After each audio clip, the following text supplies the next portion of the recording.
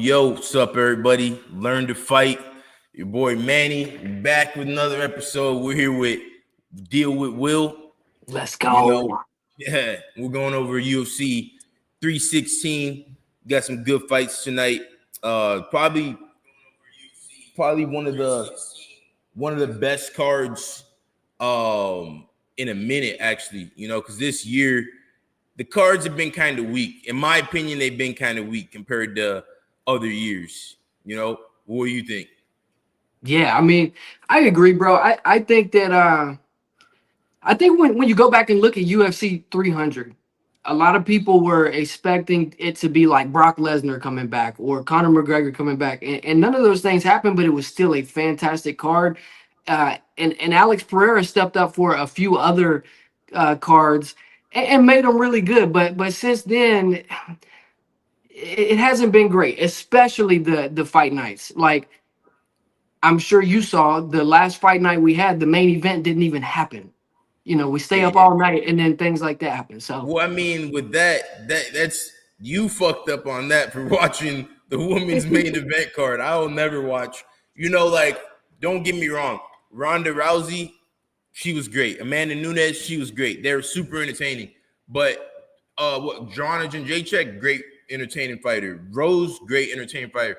But a lot of the women fighters nowadays, in my opinion, I mean, I'm not really a fan. You know what I'm saying? I'm just not. It's not really that entertaining to me. So, like Macy Barber, that's not really appealing to me. You know what I'm saying? Like watching Macy Barber fights, okay, so I wasn't even gonna watch that to begin with. But yeah, I mean, with that, I heard it was because of a weight cutting thing. And that is a valid thing because, weight cutting is brutal. And if you're a woman and you're getting a boob job and then you're trying to cut weight, you're going to be in for a rude awakening, Yeah, Macy's going through the blender, bro. She was in the hospital for 11 days after her last fight, I believe. And they could never find anything wrong with her. Like, she stayed in the hospital that whole time. They ran blood tests, did the whole 9, and had no diagnosis. And then by all metrics, she believed she was going to be able to fight Erin Blanchfield. And they're being very quiet and very selective about what they put out. But I don't know what happened, bro. I don't know if I heard that she fainted. I heard that she had anxiety. I've heard all sorts of things about that. Could be all the above. I mean, one thing I think she wasn't scared or something like that, though. I don't believe that. I don't believe in that. I think if she pulled out fight day, then it must have been something pretty serious, And I've actually seen people do that in fights that I've been a part of. In the fight card, I'm going to fight, and you're expecting the fight at a certain time, and then one other fighter actually pulls out day of the fight because of whatever happens. Things can happen on the day of a fight. That's one thing. You have your regular life, and things can happen on a fight day. And when things happen on a fight day, what do you do? For example, you could hypothetically crash your car and it's fight day. So many things could go wrong on a fight day. So a lot of times people are like, oh, this person was scared, this and that. Maybe that's possible, but sometimes things just go left. Shit just goes left, and that is something that can happen, So with her, I mean, I think it just went left. What do you do? Obviously for most fighters, we're going to have an answer oh, yeah, you're going to fight regardless, but because this is how you make your money. And, a lot of people are excited for the fight. You don't want to let people down. But what do you do if you have a big fight, and then you're actually sick or something, or you actually get really injured bad? Do you go in knowing that you're compromised and knowing that, this might not be in your best interest and you're going to go in and you're going to fight a beast, or do you pull out? You know what I'm saying? That's a interesting question. For example, we talked last time, we talked about Armin when he pulled out. I agree with him pulling out, to be honest, just because we don't know what type of injury he's dealing with. We don't know how bad the back injury is. And when you're talking about back injuries, that's something that you could literally be paralyzed from, you know? So it's like you're going in there, you're fighting a beast in Islam Makhachev. Like, you're going to really risk it. You know what I'm saying? So that's the things that I think we had to take into account as MMA supporters, MMA fans. Yeah, for sure. And it doesn't help that the fighters get demonized for not making the walk. Like, at the end of the day, it's their livelihood. I think every fighter wants to make that walk, especially like the Macy Barber fight. That was a huge opportunity. If she goes out there and beats Erin Blanchfield, she's probably going to be fighting for a title. At the very least, a number one contender fight. Yeah. So it's like, you know, this is how she makes her money. She doesn't want to not pull out. But yeah, you shouldn't be getting a boob job and then trying to fight, you know, right after that. It's going to go left for you every single time. But so WHMMA says predictions. What's your predictions for this fight card? How do you think it's going to play out? Let's start at the bottom, bro. What's the first fight on the main card? First fight on the main card. Is it Kevin Holland and yeah, Kevin Holland, Vicente Luque. Kevin Holland and Vicente Luque. So I like they're both coming off of a one. They both won their last fight. Kevin Holland prides himself on being the most active fighter in the entire universe, and he's taken a lot of L's. But they're both coming off of a win. Vicente had a really bad loss against Joaquin Buckley. Now, if we were talking about this fight being 3-4 years ago, I would probably say Vicente Luque, no doubt. And I still kind of lean towards him if the fight goes to the ground. But Kevin Holland is a decent fighter off of his back. I kind of like Kevin Holland off his back. If I had to choose outright, like right now, I would say Kevin Holland.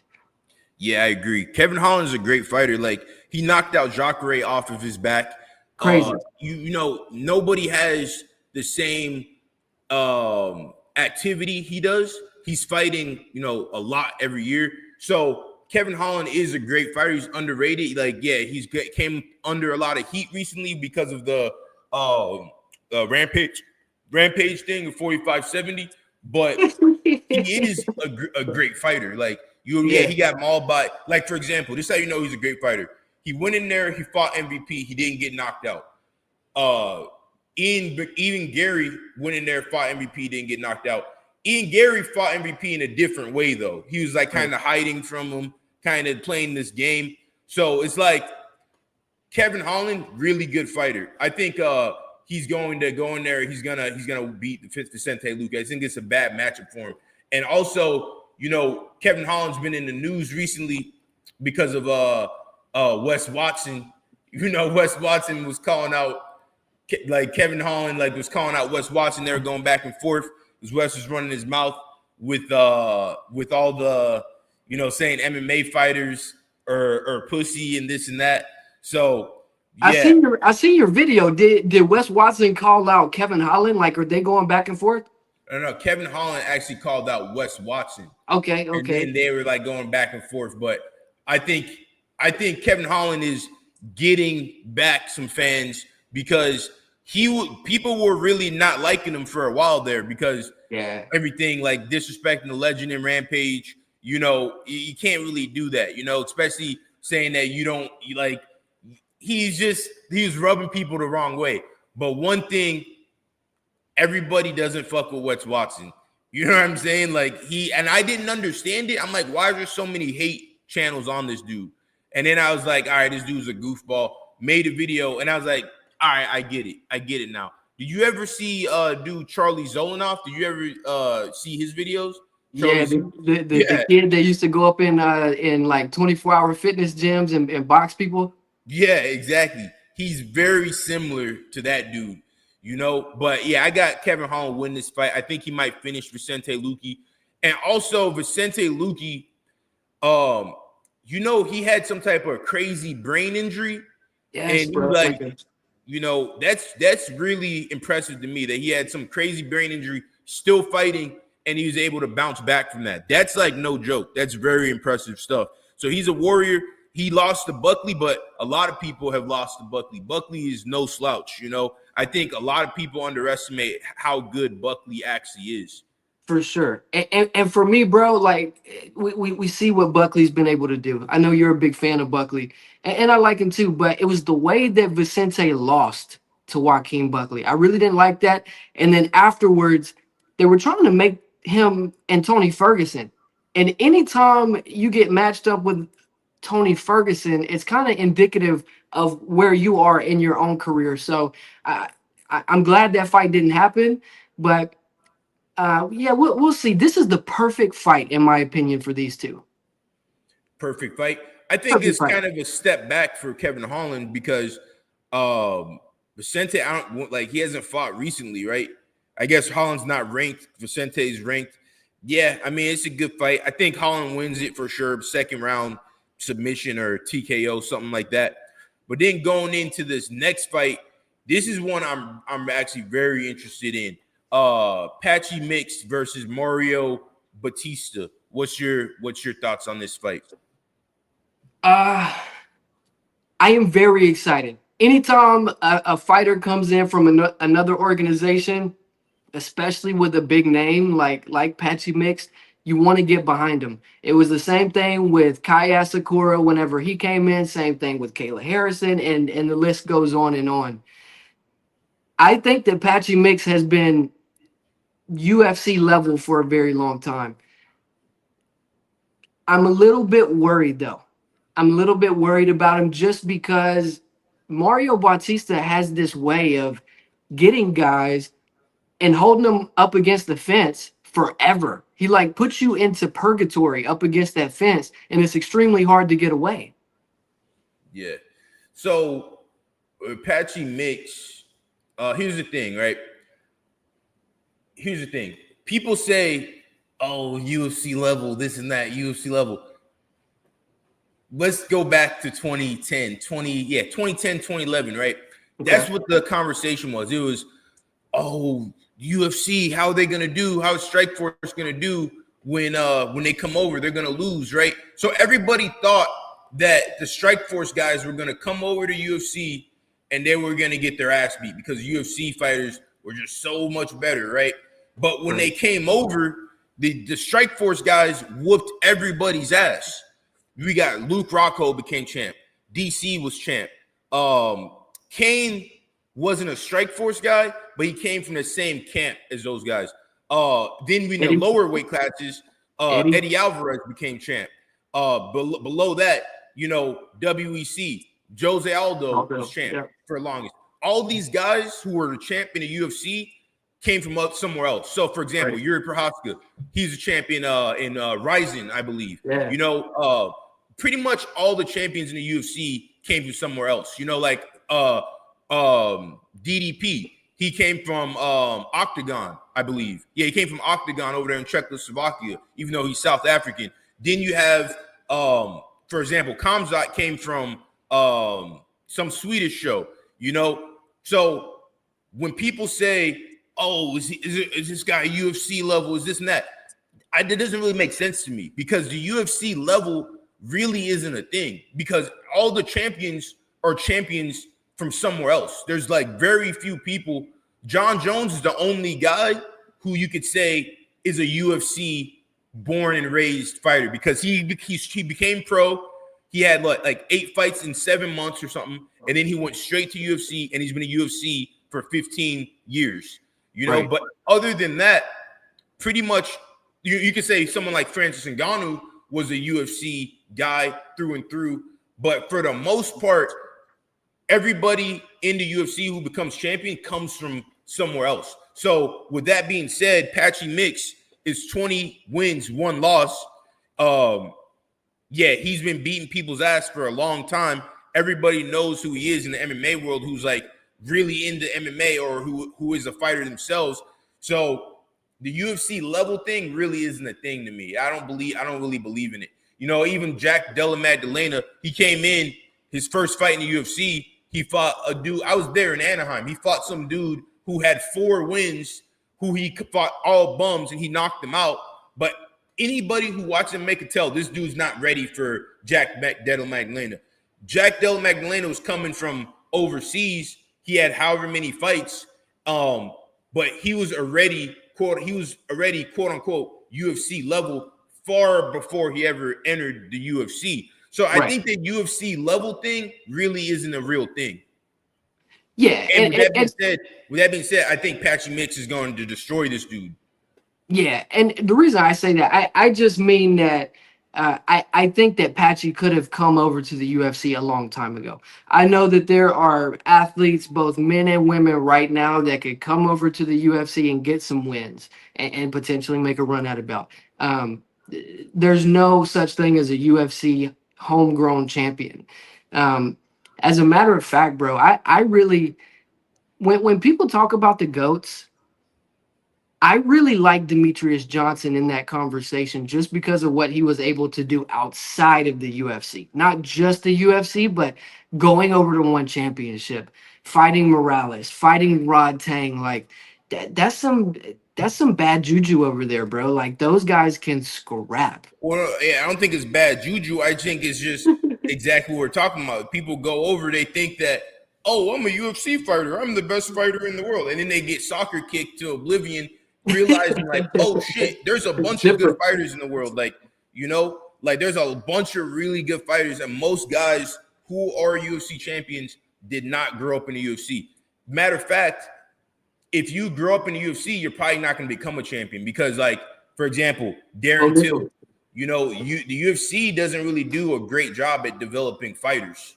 You know, historically, they don't do a great job at developing. What was the guy? Sage Northcutt? Sage Northcutt. Exactly. Yeah, he's one that I can think of. Bo Nickel in recent memory is a guy that came up in the UFC and is kind of struggling a bit right now. But yeah, because these guys they get cooked in the UFC. You know, as where when you're in somewhere like you know, ONE FC, you're fighting really hard fighters, but you're getting that experience and you're getting good, you know, as where Bo Nickel was nowhere near ready to fight someone like RDR. Right. But you have zero choice because you're in the big show now. And RDR is somebody who people would think like, oh, he's not that good. He's just a ONE FC champ. Like, no, he's going to beat most guys in the division. You know what I'm saying?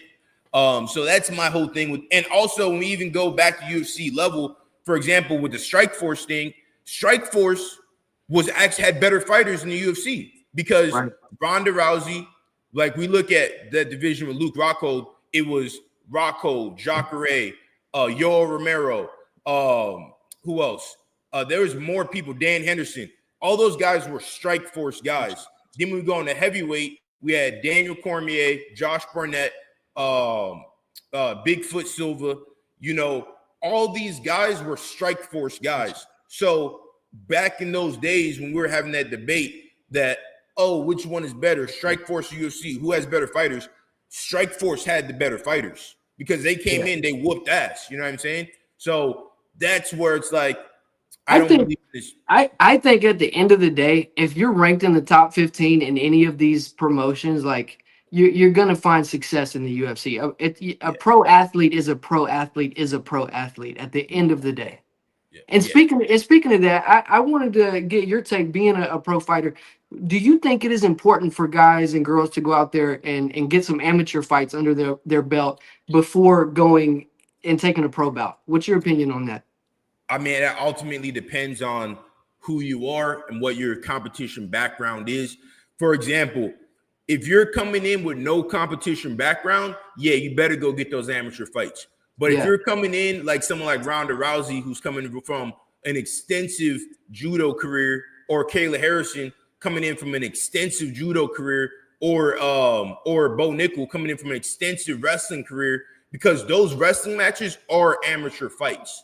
Right. They're not amateur fights, but they are in a way because it's competition. Like you're learning how to fight, you're learning how to compete. So if you're coming in like Yoel Romero, extensive competition background, you don't really need to have that many amateur fights. Jon Jones had an extensive wrestling background. So he came in, I believe he had like maybe one amateur fight or no amateur fights. you know. But if you're going to have no amateur fights and you're going straight to the big leagues, you better have a lot of competition experience, because once you go pro, you could fight Jon Jones. You could fight Jon Jones your first fight. Like, imagine the dude who was pro and fought Jon Jones in the first fight. The dude got his ass whooped. There's like some brawler dude.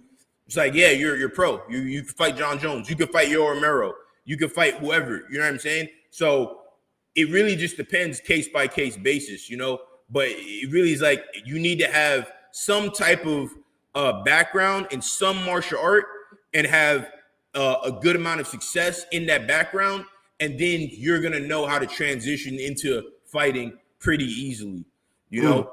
Because at the end of the day, MMA is mixed martial arts. So as long as you have a strong base in some martial art and you have extensive competition, you're going to do well when you transition into like actual fighting, you know. And when you do have that background, you kind of have no choice, because someone who's an Olympic judoka is not going to be able to get amateur fights, you know, because there's a lot of people who want to just hang out in the amateurs and whoop people's ass and look like a badass and then get the Instagram video and get all the chicks and, you know, win, you know what I'm saying? And they're not going to take a fight with someone who has extensive background, you know? So someone like Ronda Rousey, she didn't have an amateur career, but also she's fighting in the women's division, you know what I'm saying? But someone like Yoel, he didn't have an amateur career, but he did because he was boxing in Cuba. You know what I'm saying?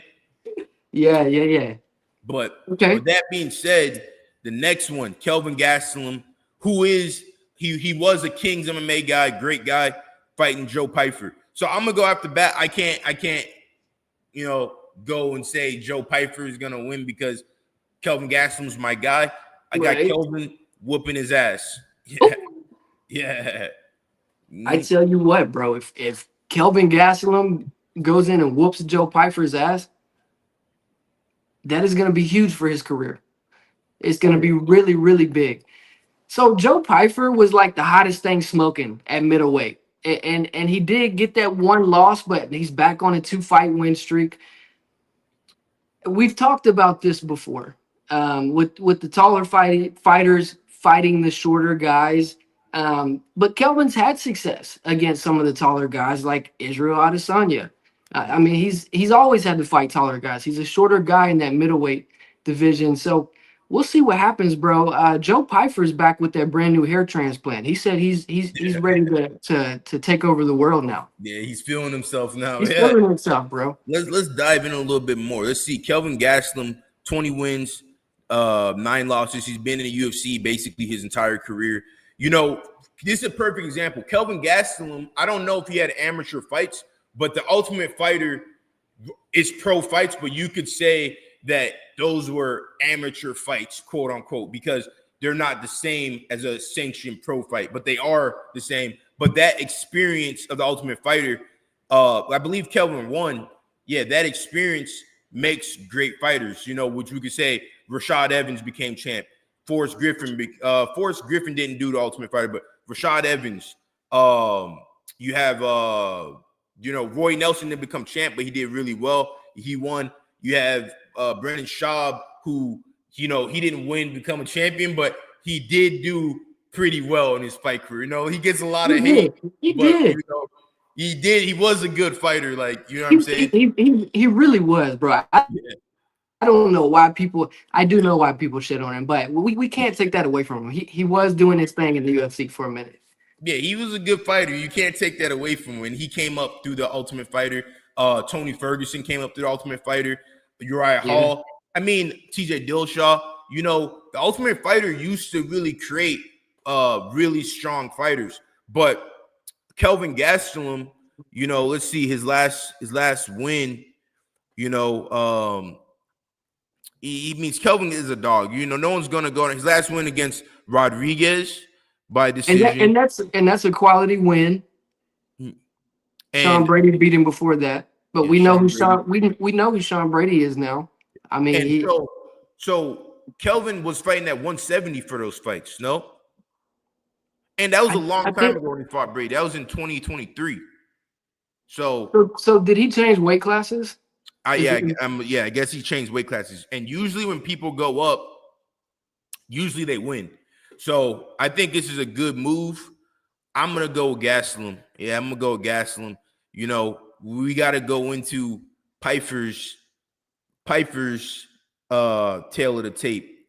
You know, I think Pyfer was another guy that came up through the Ultimate Fighter. Pyfer, I believe he did he did a Contender Series. Contender, yeah. Yeah. So Contender Series isn't the same as Ultimate Fighter because the Contender Series, you're just having a pro fight, you know? So far from the Contender Series, I don't think any of them have like really popped off. I think Cedric Dumas is probably like one of the most successful guys from the Contender Series. No, that's not true. Michael Morales would be the most successful guy in the Contender Series. Yeah. So Joe Pyfer, 13-3. His last win was against Barry. I don't know who the fuck that is. He knocked him out. Then he lost to Hermanson. You know, Hermanson, great grappler. Before that, he fought Alisson. So the thing is, with Pyfer, his level of competition, you can't compare to Kelvin Gastelum's. So that's one of the reasons why I'm saying he's going to get cooked. You know, West Side Club says Pyfer as well. I mean, bro, I did a podcast earlier this week where I was speaking to someone that said if Pyfer loses this fight, they should match him up against Bo Nickel. Could you imagine that? I think he knocks out Bo Nickel. I think so too. That'd be terrible for the company because you have two young contenders you're putting up against each other. Somebody's got to lose that fight. Yeah.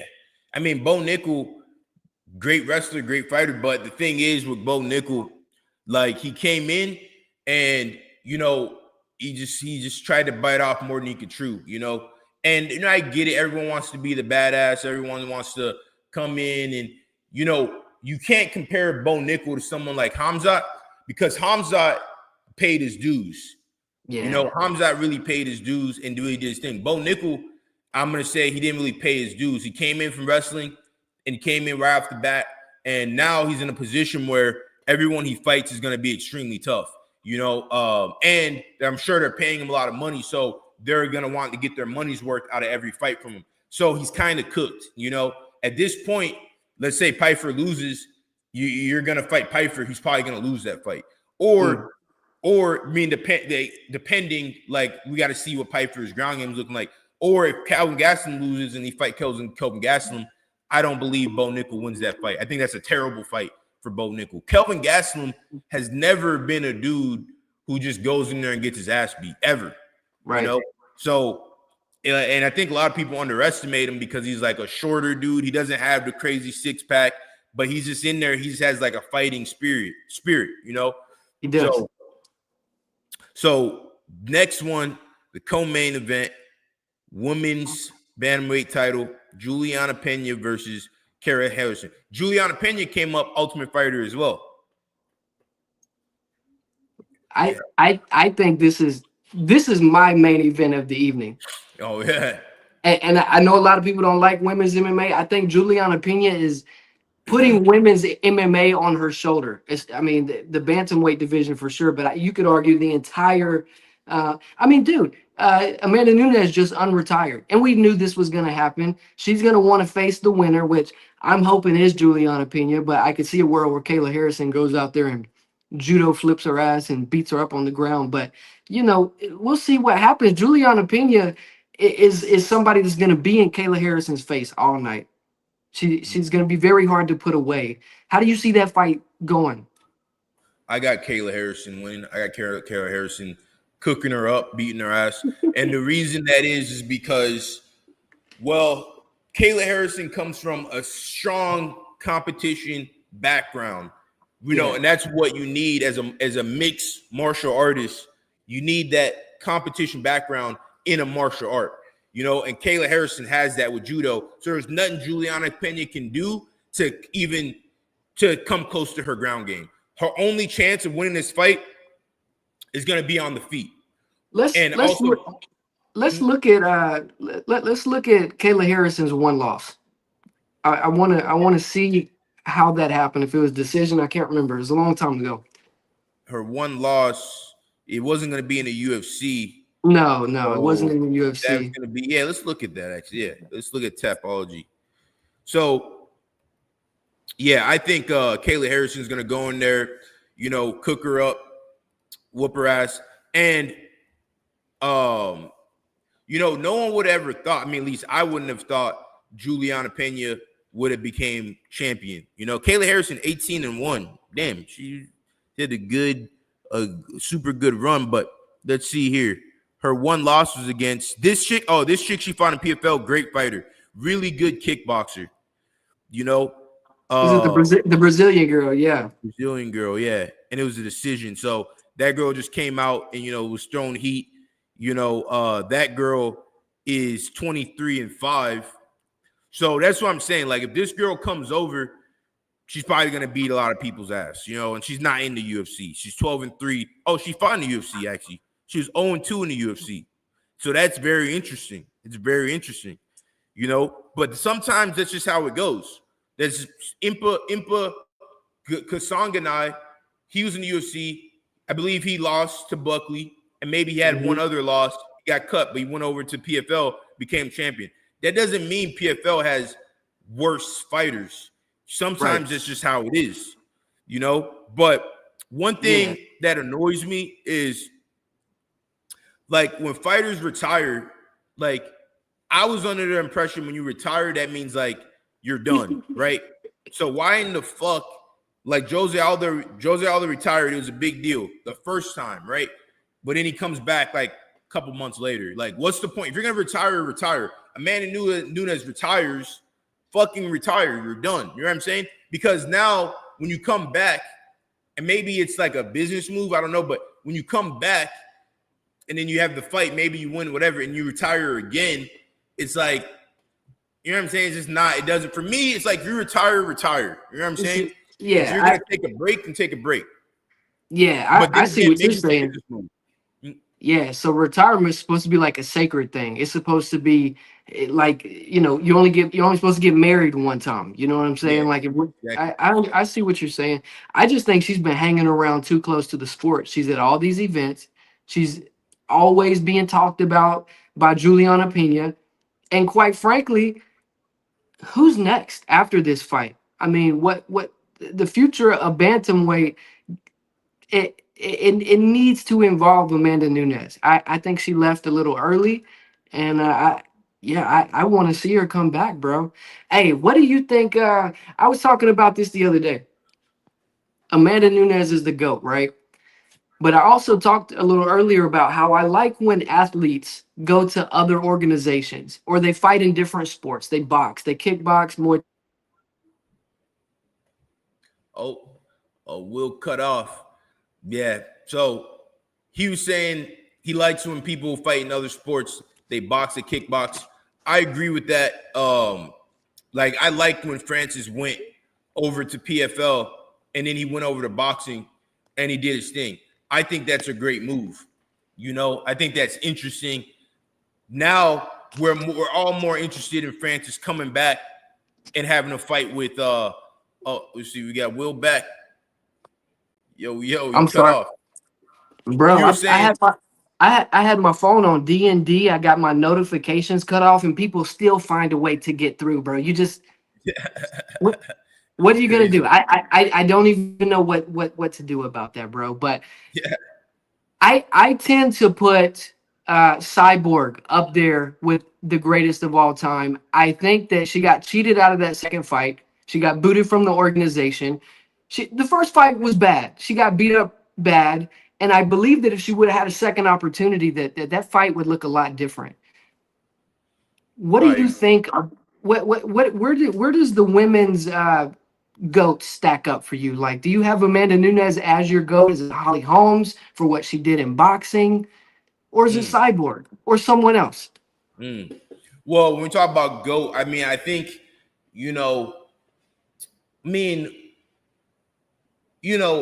Ronda Rousey, for example, it's like the Brennan Schaub effect. people don't like Brendan Schaub, so they kind of forget about his career. He was actually a really good fighter. Yeah, he got knocked out a bunch, but he's fighting heavyweight. He didn't come from a martial arts background, but he became a top 10 fighter and was potentially at one point getting very close to the title.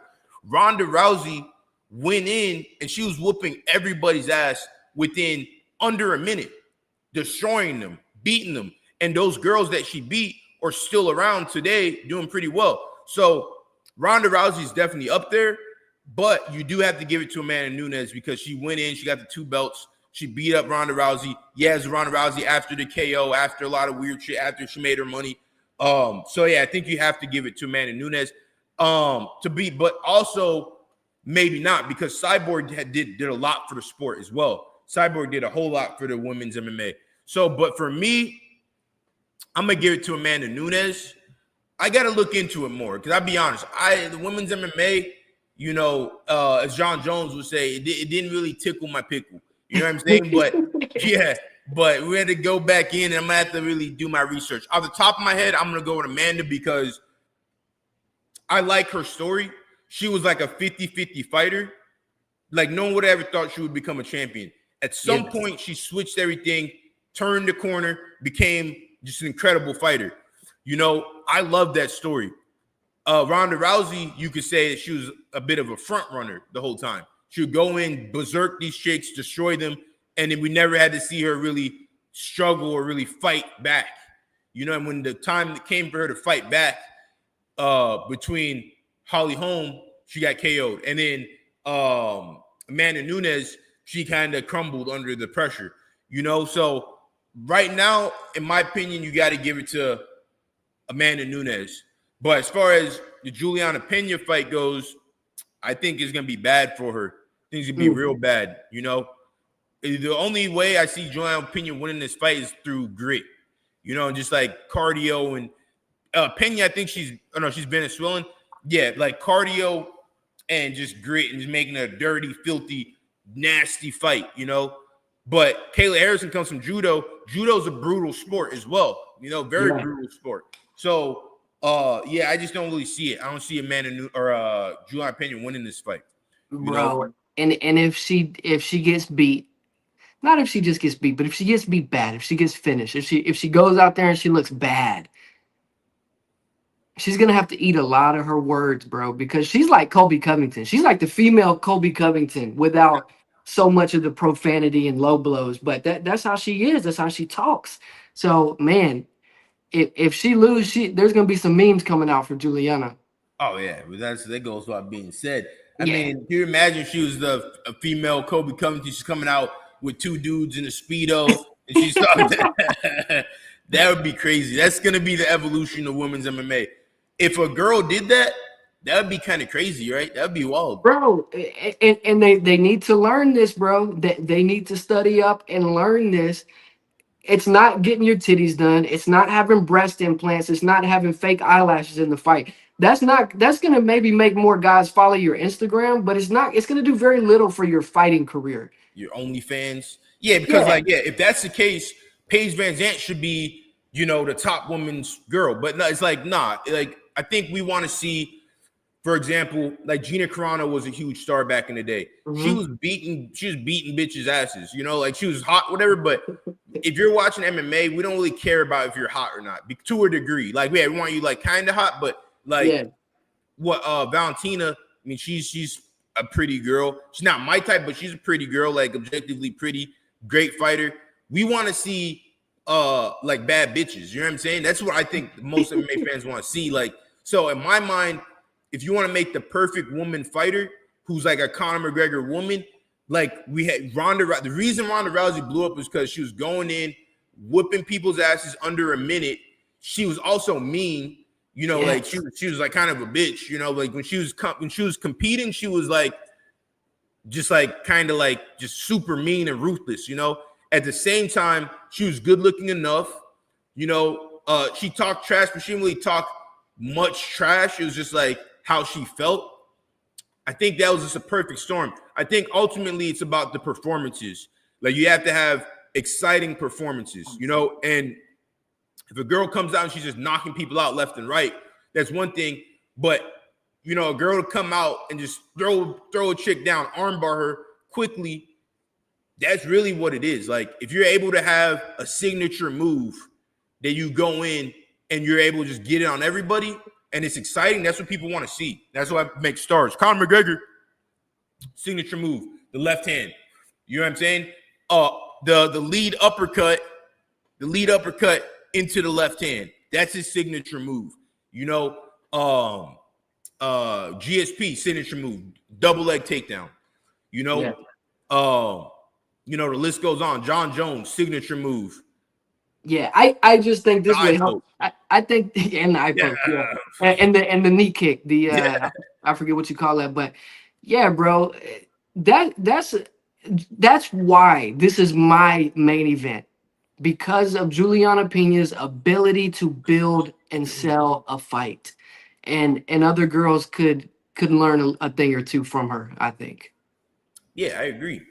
You know, and then going forward, and you know, something that Kayla Harrison said in the fight, in the press conference, she was talking about how many losses Juliana Pena has. Records are for DJs. All that matters today is how the fucking fighter shows up. You know, right? Like, let's see here. Kai says, usually athletic women bodies get tight, not bought. We appreciate your honest piece, your honesty piece. Huh? I tell you what, I think what he's trying to say is that when girls really have that body that we like, it's because it's athletic, it's not bought. And there's a few out there, bro, like Tabitha Ritchie and Natalia Silva, man. But I don't want to get. I could get off on a tangent on that. Yeah, I mean, as far as like women's MMA bodies, I think the woman who has the best body. Well, I mean, there's so many, but I like Megan Anderson's body when she was in shape. She had a great body. You know, I like the tall look, bro. You know, on women. I used to weirdly like Holly Holm's physique. Holly Holm? I don't know about that. She got that long torso and she got them shoulders and she has some nice abs. Yeah. Holly Holm, one thing about Holly Holm is, I mean, I have so much respect for Holly Holm. You ever seen her get knocked out in that boxing match? Up against the rope, bro, it's so brutal. Yeah. Hey, you guys in the chat, if you've never seen Holly Holm get KO'd in her boxing match, she had a horrible referee. Can you pull that up? Absolutely just destroyed her. Yeah, we're gonna look that up in a second. We might have to do some shenanigans because I don't know if it's copyrighted, but okay. Carissa Fields. Do you think Carissa Shields? How do you think she would fare in the UFC right now? Oh, bro, she's not ready. She's done well for herself with the MMA, and I respect that because the last time we can point to a high-level boxer that has made the wrist and crossed over, I believe, is Holly Holmes. Holly Holmes fully committed to MMA, though. Clarissa's still doing her thing in boxing, but I respect it. Her last fight concerned me a little bit just because she's just susceptible to being taken down, but every fight starts on the feet. Another thing, she's too big to be in the UFC. They don't have weight classes big enough for her. That girl weighed like 165 pounds for her last fight. They don't make divisions that big for women's UFC. Yeah, and you know, that's interesting as well because they don't make divisions that big because I think number one, they want like kind of somewhat hot chicks. You know what I'm saying? But there's so many girls out there who are bigger, who are athletic as hell, who could whoop people's ass. You know, so I don't know. Carissa versus Amanda. I mean, Amanda cooks her up with the leg kicks. She destroys her.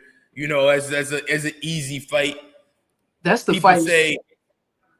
People say MMA is too much for Shields. I mean, that's a valid point. You know, if the money, you know, PFL's probably paying her well, but like, what's the point? Like, just stay in boxing. You know, if boxing isn't paying, then yeah, come over to MMA. We'll whoop your ass. But you know, Carissa Shields also is annoying because she was the same girl who's talking about she can knock men out and stuff like that, right?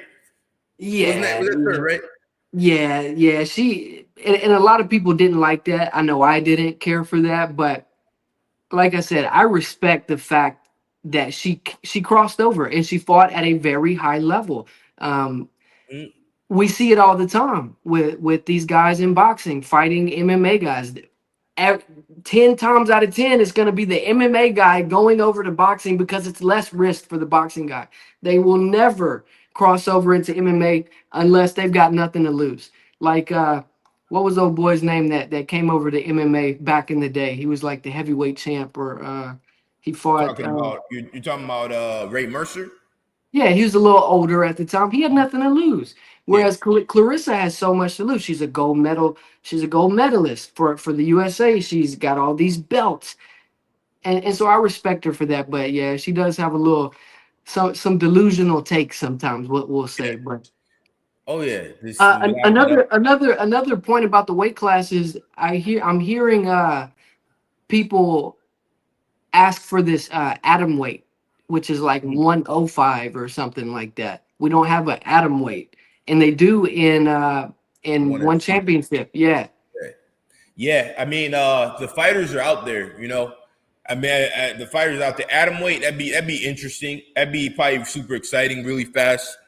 what do you think about a super heavyweight? What do you think about a super heavyweight, 260 and up? I think there should be a super heavyweight because you got guys like Teddy Reiner. Yeah, Teddy Reiner, you showed me him. You yeah, showed me him big in Orange boy, County. Yeah, big boy, 300 something pounds. Like he can never make 265. So someone like that, like I would like to see him in the UFC. Like what happened? Yeah, there should be another weight class. I agree. There's not going to be many super heavyweight guys, so that's an issue. But there are some really, really good athletes out there who are big boys, who could never make 265. So that's my issue also with the baddest man in the world, baddest this and that. They're not no one's the baddest man in the world. You know what I'm saying? Like because anyone can get their ass beat. I'm right now, I've been watching a lot of Glory kickboxing. There's some fat dudes who are 300 pounds who are throwing hands and throwing kicks like really good fighters, So there's a lot of guys out there who you'll never hear about or never pop up on your radar because they're too big for the UFC, So I think there should be a super heavyweight, but it's kind of hard to justify super heavyweight when the UFC has, I believe, 25 heavyweights on the roster right now, and the heavyweight weight class is a shit show. You know what I'm saying? So and it's always been a shit show, and it'll always be a shit show because there's not really that many big guys. You know what I'm saying? So I mean, and with that being said, you were kind of hating on Jon Jones fans in that last video. Yeah, I've seen that shit. Oh no, I was picking more than anything. I saw that. I like Jon Jones, right? Yeah. A lot of people want to use Jon Jones' past and like demonize him. I have a crazy past. For those who don't know, I used to be a former alcoholic and addict. I'm in recovery. I've been sober for several years now. But the moral of the story is we've all done things that we don't like or that we're not proud of. And so I look more at what people are doing today. So I don't judge Jon Jones on that. I hate the way that the heavyweight division is getting held up. And I think I also look at it like this, right? I don't think this was ever Jon Jones' intention. I believe his intention was to get that Stipe fight and then be done with it. But then here comes Tom Aspinall. But then the injury happens. That sidelined Jon Jones for a year. And with the Stipe fight happens, he dominates. He looks incredible in that fight. And now he's on to some other things. He's out in, I think, Thailand doing the Russian Ultimate Fighter, making some money. He's also a partner in Mike Perry's Dirty Boxing.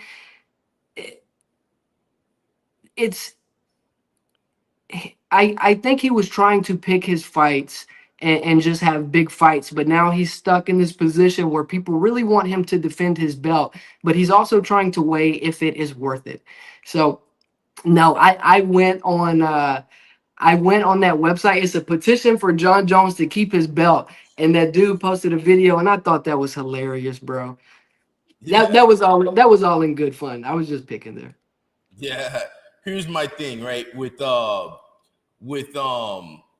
Jon Jones, right? Or with that whole thing, Here's it. Oh no. Actually, skip that. What I was thinking about earlier was you brought up a great point. You were talking about the addiction stuff that brings up BJ Penn. So Nick Lentz in 2019, he was on an interview with Ariel Helwani. Matter of fact, I'm gonna pull it up right now, and he said like he was supposed to fight BJ at the time or whatever, but he was talking about BJ, and he was like, he went over there to train with BJ, and it was like he said a lot of things, but I want to know what your take is. Actually, we'll go to WHMMA because they just did a video on it. We'll see that we'll get their little clip, but I want to get your take. Being in recovery and stuff like that. What's what up, do you think? Everybody? Do you think it's a thing where? All right, so here we go. This is what Nick Lentz said about BJ back in 2019. Yeah, let's check this video out and I'll give my feedback. I can spot a drug addict. I can see it. I can spot someone who's not in a good place. And when I went out there originally, I thought like, well, this is BJ Penn, like I don't know him personally, but I was thinking we'd be training in like a good facility. I was thinking he would be working very hard. But I'm not even joking. He actually, when I met him, he had a bum that followed him around, and that was like his little guy to take care of him. And now the combination of the leeches around BJ, you think everything going on with BJ Penn? Matter of fact, let's see this first clip from him as well, and then I want to get your take. What's up, everybody? It's BJ Penn. I just wanted to address for everybody that people come up to me and tell me, I know you feel entitled to all of this properties that your parents had and this and that, but you didn't buy it, you didn't build it. And I just want to say right now, that's all bull. The whole time I kept this family afloat for years from the financial crash in 08 all the way till today. The bowling alley, only one business is in there buying the whole thing. These people are crazy identity thieves. You see this right there? See all this right there? Fighting. Always having money, liquid cash. These belts, that's what the UFC gym is there right now. Paying the mortgage for the bowling alley. And these people are crazy. So what do you think? Do you think, from your expertise, do you think it is a drug thing? Also, let's say it is a drug thing. We're not saying it is, but if it is that where the paranoia is coming from? Like, what's your take on this? Okay. This is purely speculation. I would have to be around BJ Penn to really formulate a real analysis or guess as to what's going on. But this looks to be like a mental health thing. Like if he was spiraling like on crystal meth, that usually has someone in paranoia or talking to themselves or seeing things for a short amount of time. BJ Penn has been on this kick for months about people replacing his mother. Somebody has taken his mama's place and is living in his house, and people are after him. I think this might be some mental stuff going on, bro. The second thing is, who the hell is around BJ Penn? I never saw that first video that you showed where he's got people hanging out with him. Who are the people that are in BJ Penn's life? That was in 2019, and now so that brings up a bigger question. Our boy WHMMA made a video called "Disturbing Trend in MMA" with MMA legends. So you guys check out WHMMA as well. Last Dragon, my man, peace. So here's the thing, right? Because we had to look at Stephan Bonner when he was going through his thing. I don't know if you were really like paying attention to that, but he had like broken back, different injuries, and he needed painkillers to deal with that. So eventually I believe he passed away from an overdose.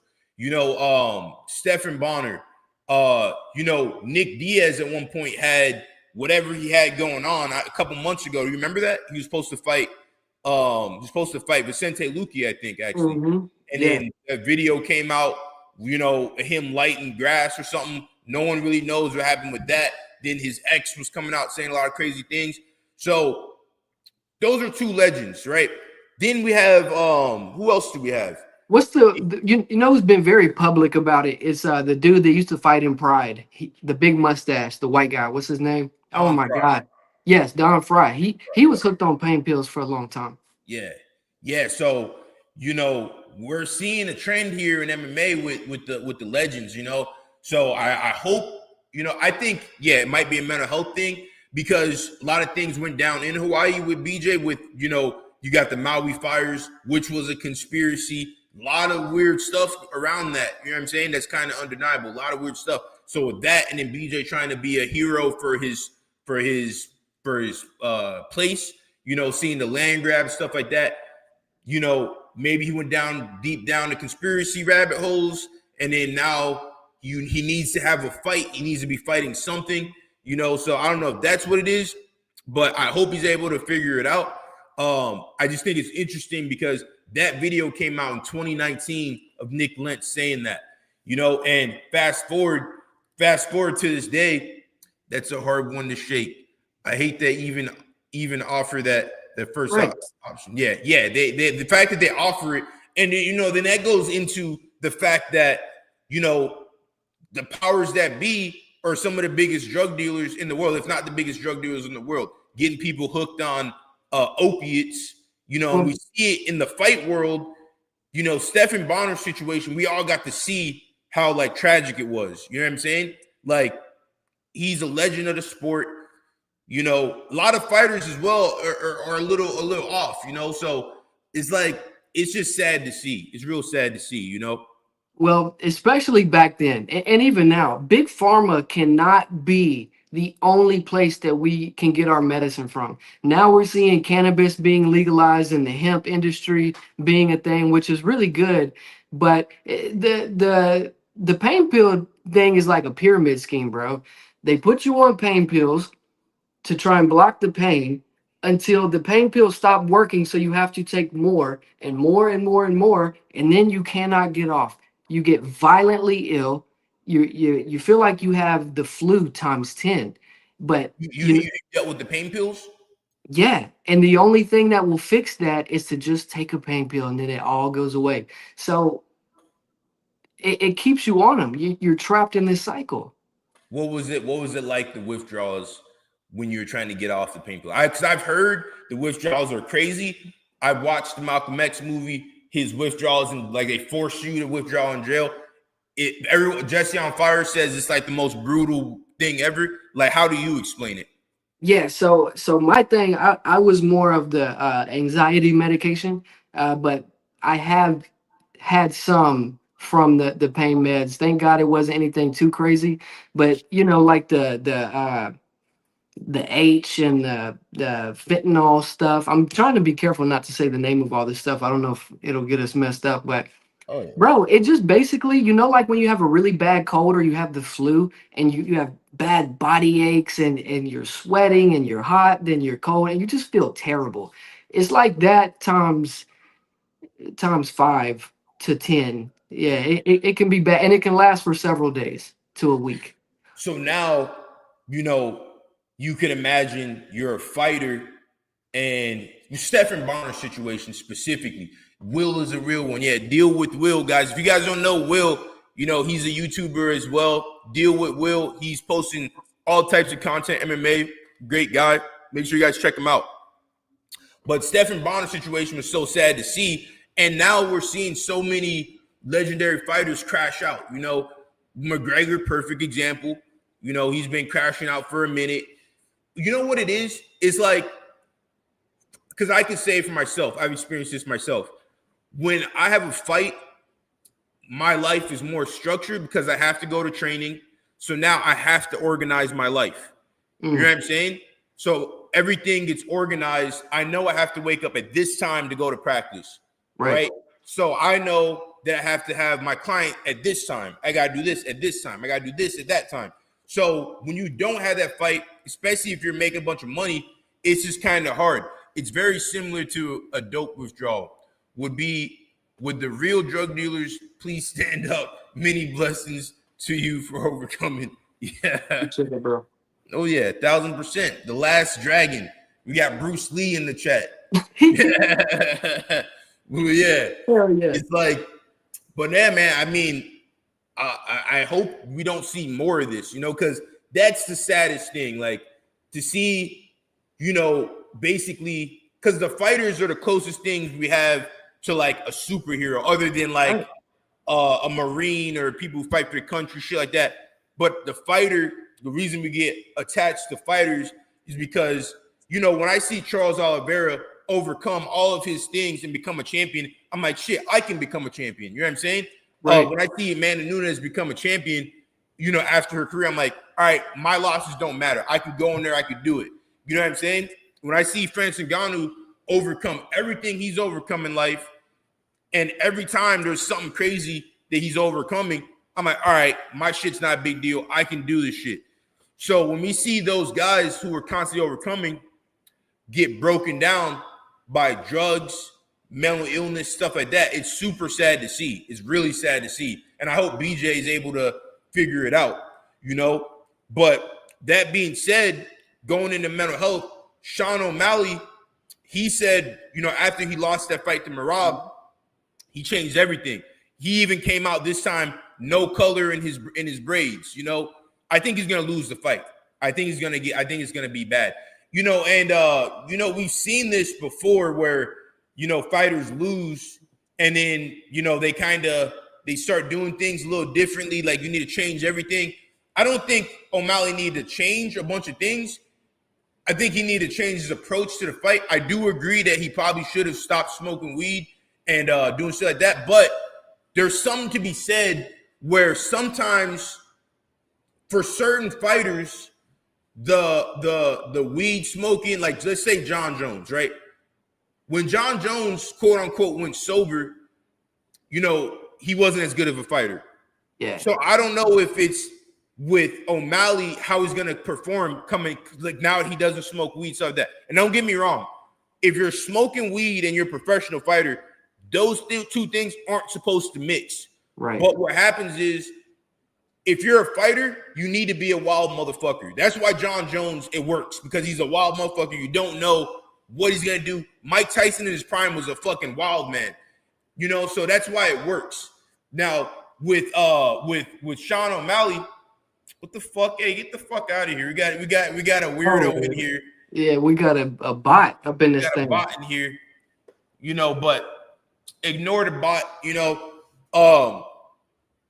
anyways, so with Sean O'Malley, I think it's not a good look. I think it's potentially, I think it's a bad fight for him. Just all around, I think it's a bad fight. Merab, crazy cardio, great fighter, shorter man. I think he's gonna lose. That's why I think he's gonna lose straight up. Yeah. Well, I'll say this on the surface, like just as a human being, I think this is a good move for Sean. I think he's trending in the right direction. He said he got caught up in the whole sugar thing, in the whole persona. But it worries me because this reminds me of Conor McGregor when he came back against Dustin Poirier. He was being all nice to Dustin. He had changed up his approach. And we saw what happened. I'm not saying that's what's going to happen here, but it worries me. So in the first fight, I thought he had a pretty good performance. He had a completely torn labrum. And if you've ever had have you ever had a torn labrum? Nah, knock on wood. I've had two of them, bro. They are the most, they just linger, bro. And when you tear your labrum, like, dude, I tore my labrum in a fight one time. I couldn't even open the car door to get back in the car. Like, how you do that? Fighting. Oh, really? Were you getting street fights or what? Yeah, I got into a street fight outside of the club one time, and I already had a partially torn labrum, bro. In that fight, I tore them both. But anyways, so he was overcoming that in the last fight. He got surgery, so the shoulder should be better. I just don't know if I'm with you, bro. I don't know if this is going to be good for him going into this fight. Yeah, so you said earlier West Coast Club Sugar will get the KO. I doubt it. I highly doubt it. But you said that you felt like Sean O'Malley got caught up in the Sugar persona. Here's the thing, right? When he was caught up in that Sugar persona, he was dominating the game, right? Right. When McGregor was caught up in his persona, he was dominating the game. The thing is, and this is interesting shit, because as a fighter, you like me in my regular day-to-day, hanging out with my friends, hanging with my girl, going to the shop, talking to people, very different guy than me preparing for a fight. Very different guy from me going to the cage. I remember one of my fights, bro, I'm so in the zone, and like it was a fight I actually lost with Tyson Miller. But after, I was just like so in the zone, and I was just so pissed off because the fight got stopped so like quickly, and I'm going to the back. I don't see nothing. Someone's like tapping on me, and like all the rage came out. I was like, hey, give me a fucking second. Like, I don't even know who it was. But when you're in the fight mode, you're a different guy. You know what I'm saying? Yeah. So with Sean O'Malley, for example, I always bring up Jon Jones just because he's just a perfect study. He's a perfect example. But Jon Jones and Bones, two different guys, right? So O'Malley having Sugar, I mean, it's like Fight Club. You ever see the movie Fight Club? Of course. Yeah. So Edward Norton's character, when he had that Brad Pitt character, Tyler Durden, that's the same thing as when you go to the cage. You need to have a Tyler Durden character. That's your perfect self. You don't care. All of your weaknesses are eradicated. You go in there, you have zero fear. You're just Tyler Durden. And now Sugar O'Malley, the Sugar character was his Tyler Durden. So him going away from that and just being Sean, I don't know if that's going to play out well for him.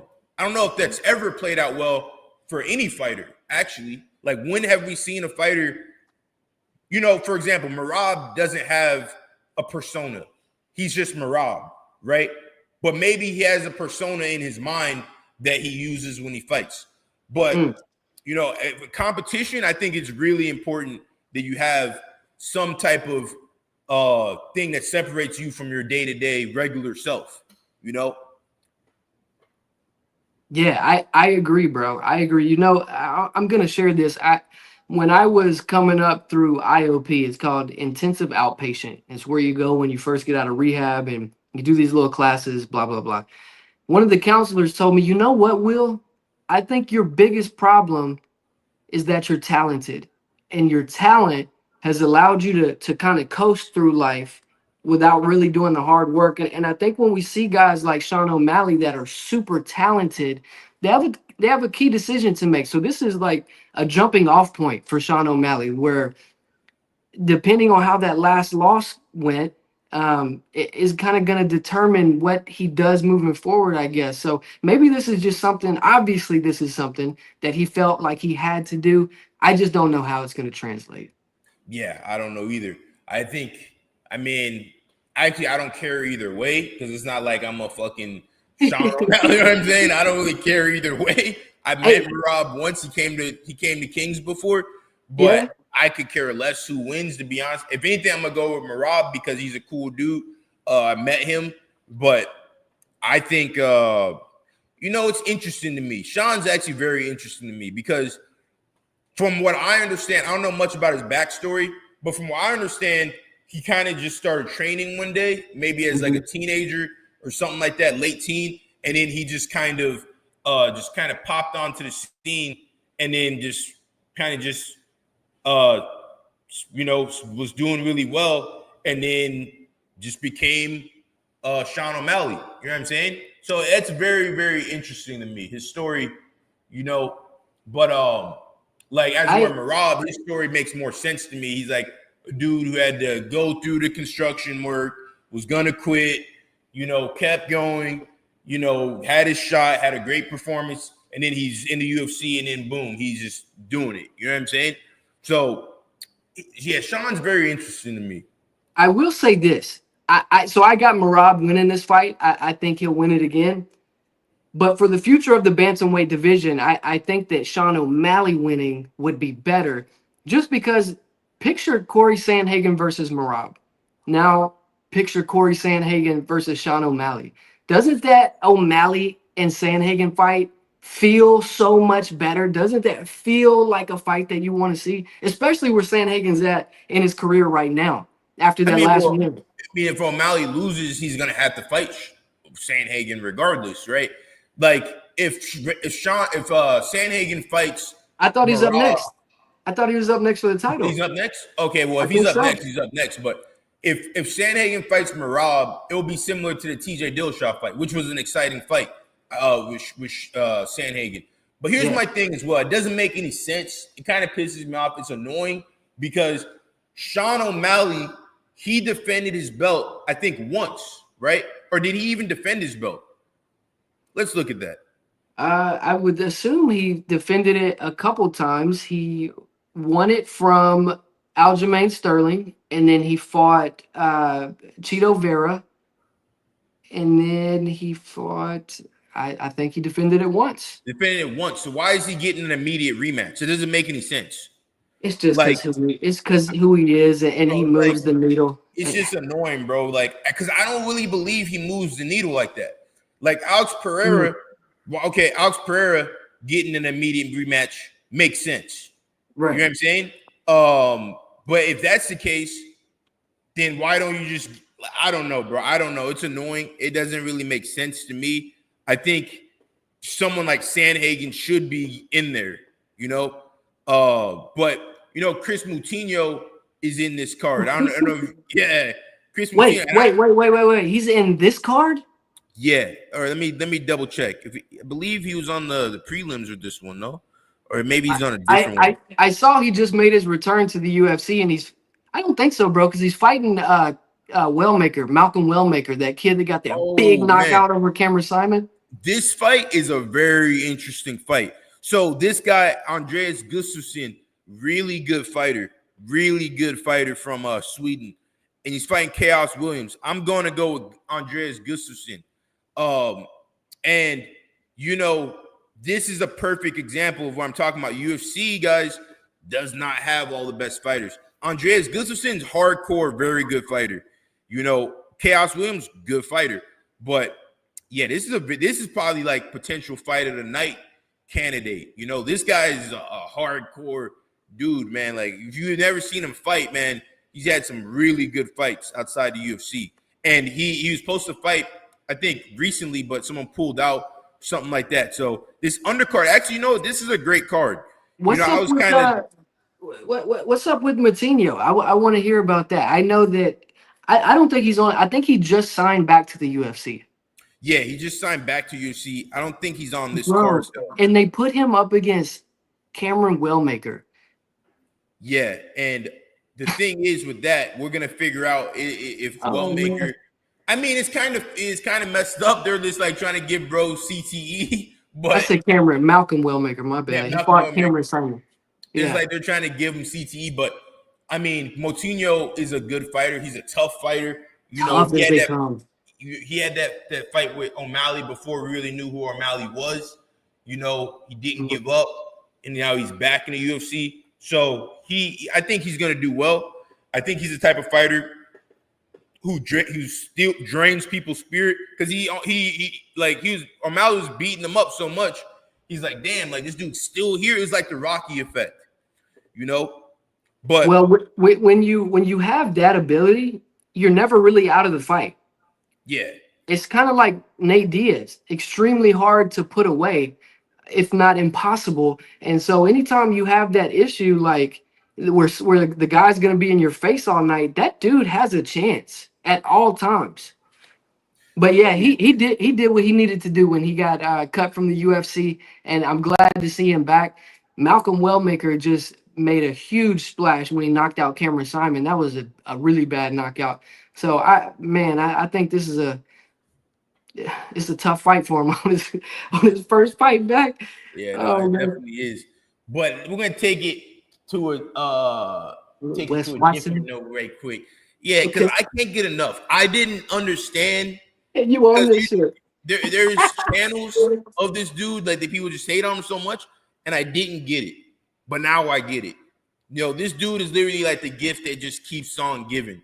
And I really can't get enough of it. So let's see some of this goofballs video. And yo, like I said, there's just no excuse for that racist rant. Let me see. Let me Oh, find he's for sure racist too, because he was All in right. prison in Cali, I think, for a minute. crazy racist. Which is it was just like, okay, but don't be a P Diddy fanboy when you see him. Yeah, actually, you know what? Let me see. We go on to Kevin Holland. Yeah, I want to see that. I missed that. I didn't see that one. Let me see. Find it. See, Kevin. Yeah, this Wes Watson dude, bro. I first came across him a few years back talking about prison stories. And then he started getting into that alpha male stuff where like you gotta work out and have sex with a whole bunch of girls and drive a Lamborghini to be the man. And it's like, nah, bro. It was so messed up, bro. So many people follow that and believe that. Yeah, it's like, he's a weenie. You know what I'm saying? He's a weenie. But this is the thread between Kevin Holland and Wes Watson. So Kevin Holland, Wes Watson blocks him, at the end of it. But Kevin Holland's like, oh damn, you turn the comments off, you turn into a pussy. And he's like, oh, comments aren't turned off, slow and meffer. You gotta follow me to comment. Get something and cry, baby. Like, I don't even know what the fuck he's saying, but then they're just going back and forth. Kevin Holland's like, all right, let's fight. Let's meet up in Miami. Let's meet up. Did you ever see the video of Wes Watson? So this dude calls people out online to fight, right? They show up in real life, and then he has like 4 guys with him, and he jumps them with weapons. The most pussy shit I've ever seen in my life. If you're going to call people out to fight online, then you better be ready to fight them in real life. And you can't have 4 of your boys. It's like Kimbo Slice back in the day. He's like, all right, you want to fight? Okay, great. We fight. It's a fair fight. We're going to see who the better man is. You know what I'm saying? But this dude is just like. No, this dude's I saw that he got arrested for that. This dude is a psychopath. Like Last Dragon. Oh, yeah. And And some people might argue that oh well, if you're willing to jump somebody or hurt somebody really badly, unfairly, that makes you a badass. No, it makes you a coward. It means that you're very afraid and you're going to use the resources necessary, even if it's unfair, to try to give yourself an advantage, which I get it. It's a street fight, but if someone's coming to meet you and you're supposed to settle y'all's differences, the way I was raised, all of my friends, they're stepping back, even if I don't want them to. You got to handle your business. You got to handle your business. Yeah. Especially if you're saying, hey, meet me here. We're going to see who the real man is. 4 guys, they're going to jump in and they're going to hit you with dumbbells. Nah, it's just coward stuff. And then for him to say, like, professional fighters or squares and stuff like that. I mean, who Lee Murray is? Oh, man. Yeah, Lee Murray. I loved watching that documentary. That was a good one. If y'all don't know who Lee Murray is, go look up Lee Murray. Lee Murray, perfect example. It's like the dude's a goofball, goofy. But I find it funny that him and Kevin Holland, are getting into it right now. But we were talking about the Ultimate Fighter. What were you say?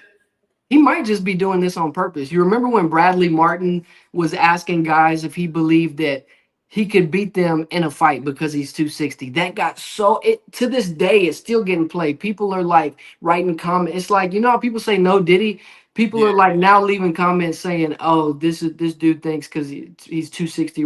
Like it's now become a part of like pop culture almost. So I wonder if he just did this on purpose, knowing the sort of attention that it would get.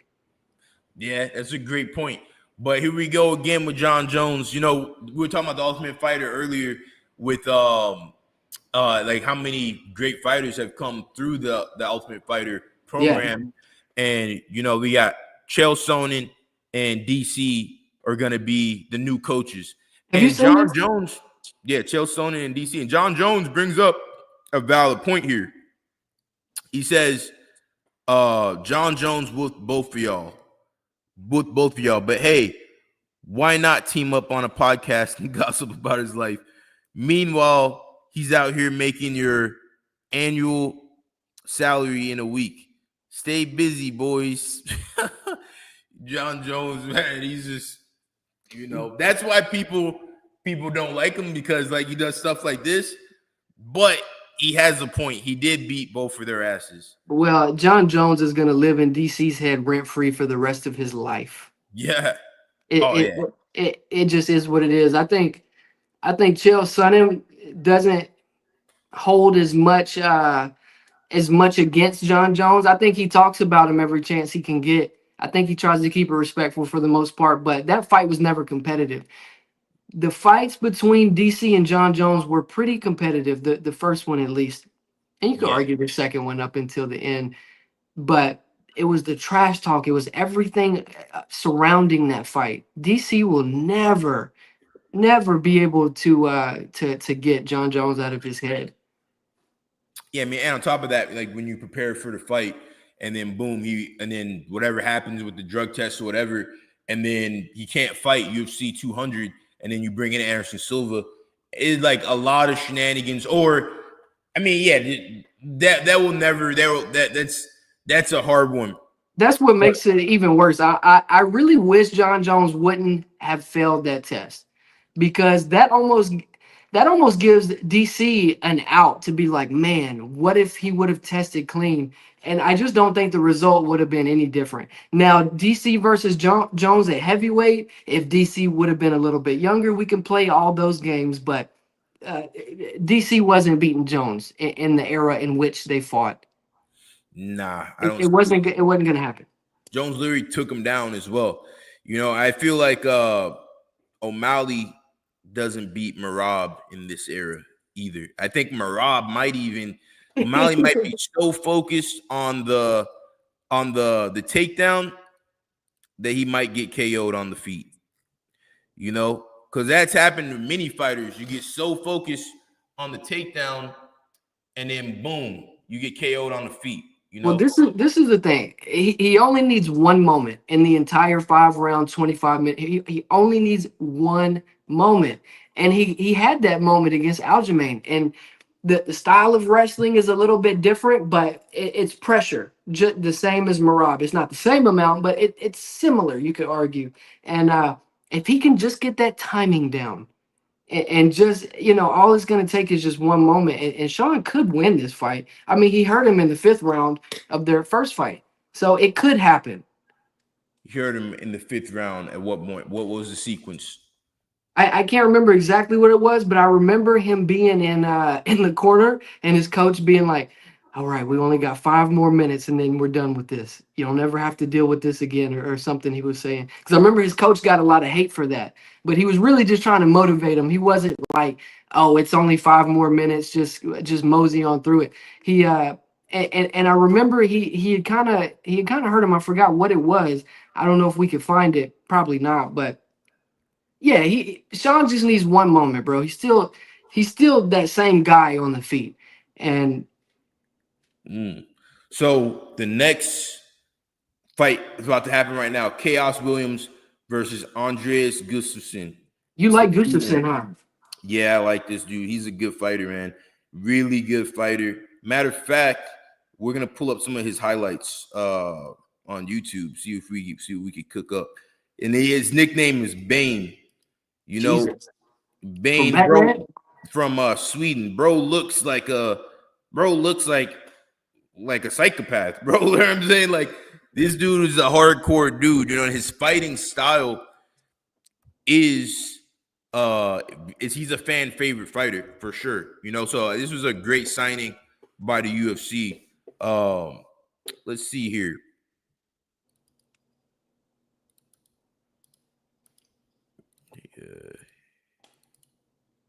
Oh, shit.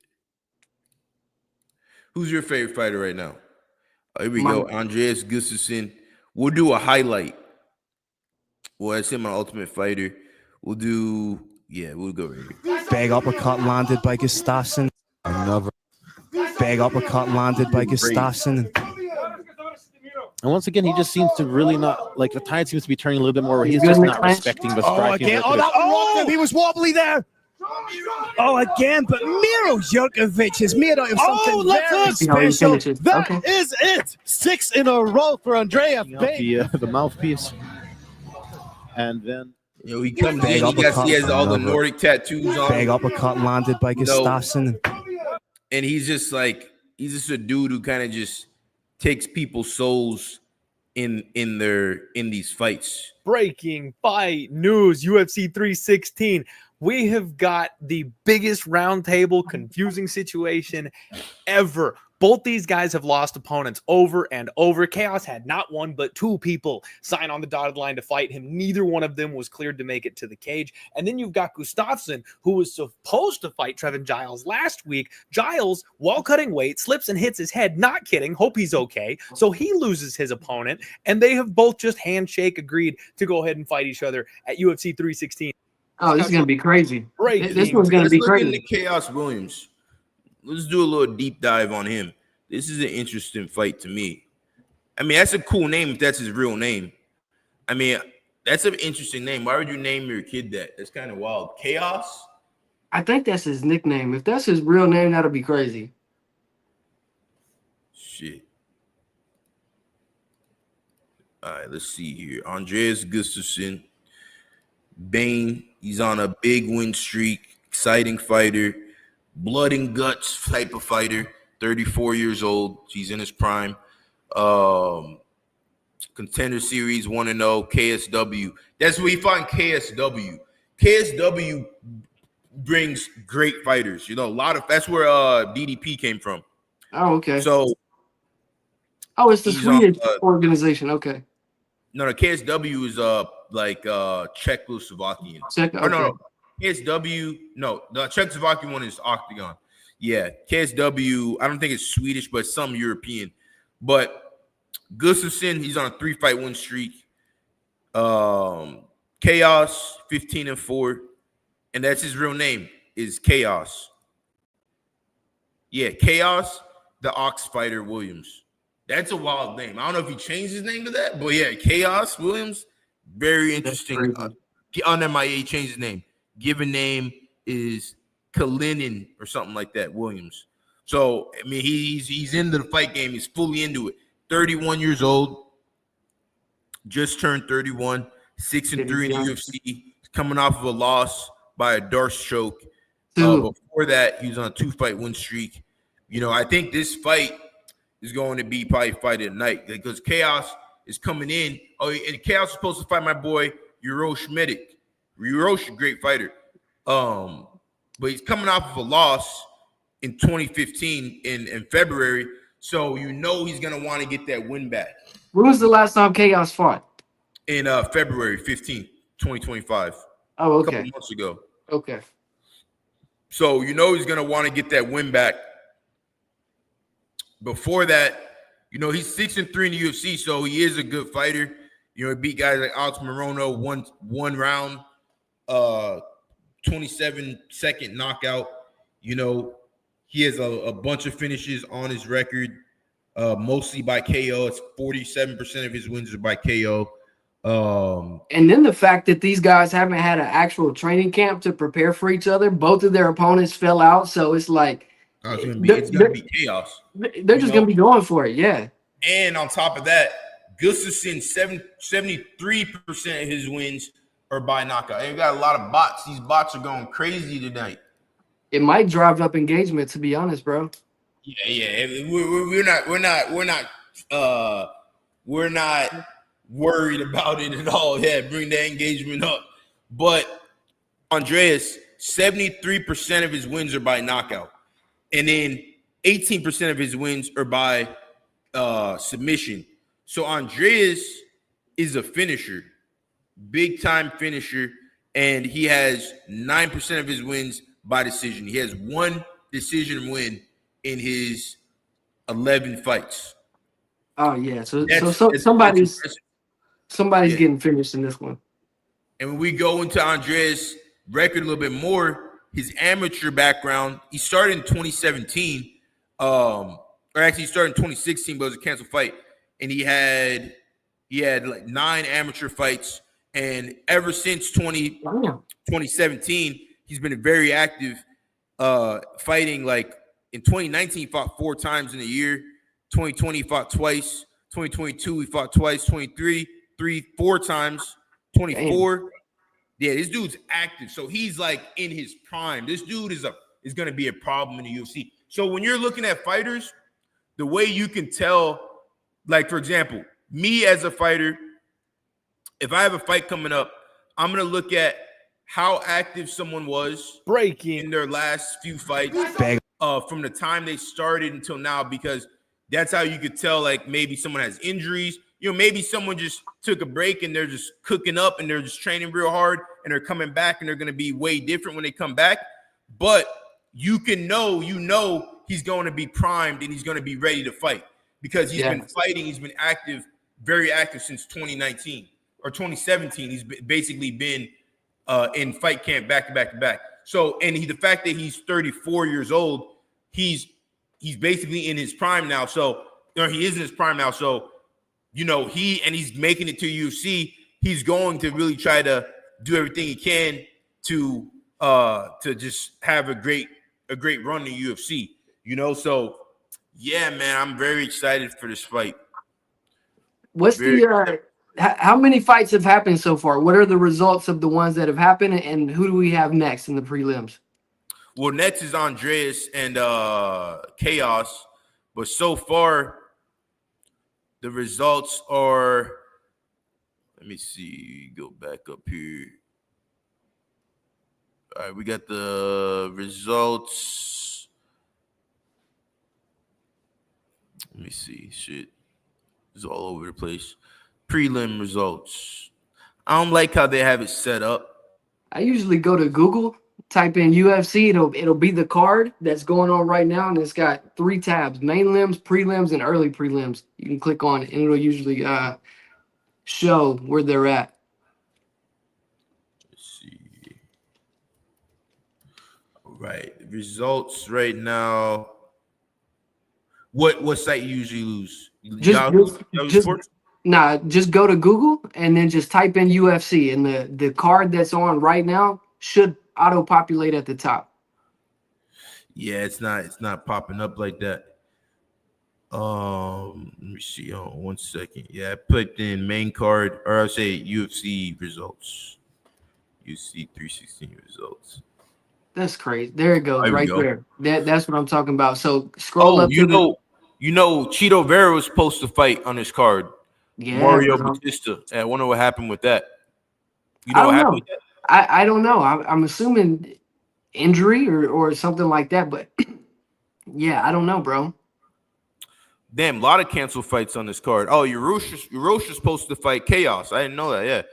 Yeah, it was a canceled fight. Must have got injured. I don't know what happened to that. Johnny Walker was supposed to fight. Canceled. A lot of canceled fights. Very interesting, you know. But so far, on the early prelims, it's been a lot of decisions. It's been a decision fest, actually. Only 1 KO. Markel Meridios, 1 decision. Kralon Solakid, 1 decision. Jekka Surrogate, featherweight, he won by KO round 1, 28 seconds. Damn. Oh, no, my bad.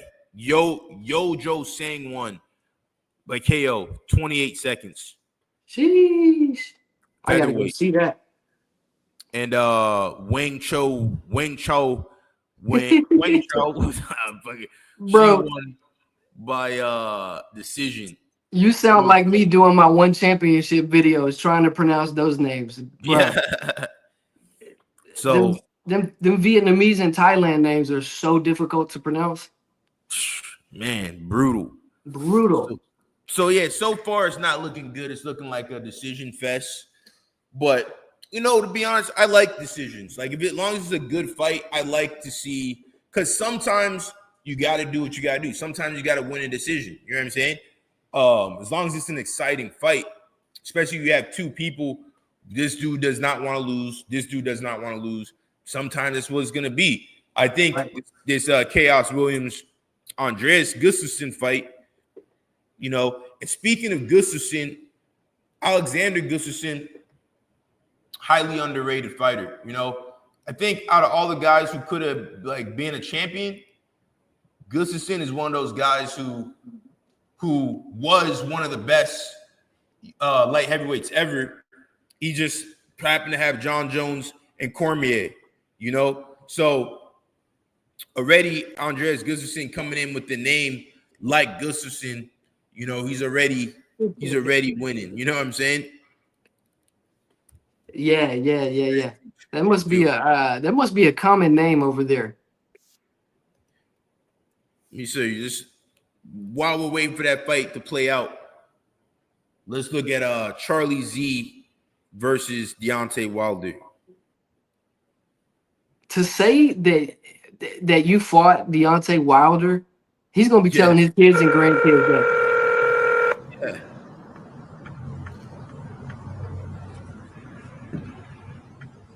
you haven't reached the bronze bomb. I'm sorry that I missed your call, but if you leave and name me your number, a brief message, I'll be sure to get that with you. Until then, have a blessed day. Yes, I believe I've reached paid professional actor headquarters. Deontay Wilder, paid professional actor. Hey, listen, clown. Talking shit, huh? Do you remember how you ducked me in 2012 and I beat Derek the Giant? Derek the Giant would knock you the fuck out, you son of a bitch. Let me ask you something. If you're such a good fighter, why did you stage that fake match with Malik Scott, you piece of shit? If I hit you with my power, you spit your gum shield out and you spit every single tooth out, motherfucker. You're a fucking bum. Let's meet up right now.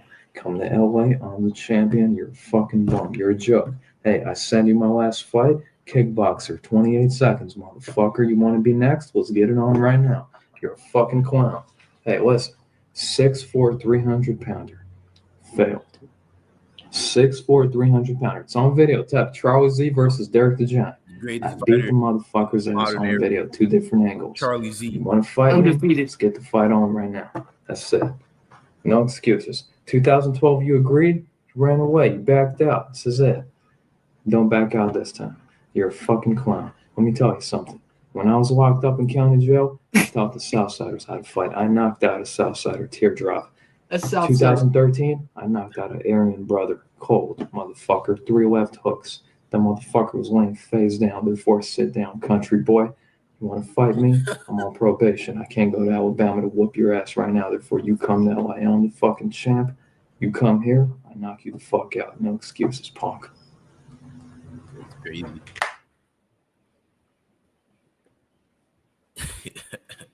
This is incredible.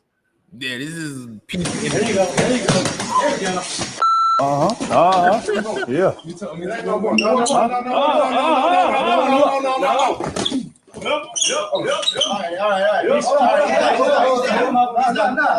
That's it. Keep it on the Get up. I'm gonna mess. You ain't gonna mess with nobody else. All right, man. All right. Get up. He's done. Stop done. Nah, get up. You about to make me mad now. Get up. It's done. Get up. It's done. Get up. You about to get up. It's done. Hey. Get up. You gonna stop, man. Yeah. All that like, huh? Rematch. Let's go. No, not right now. It is on right now. It's on what I'm here. I'm done. It's done. Let him go. It's gonna stop, man. Huh? Don't you ever call me a don't you ever say you gonna take my daughter around. Don't you ever say you're gonna take my daughter around. Don't you ever say let my pants up here. Let my pants up. Don't you ever say nothing like that. Don't you ever.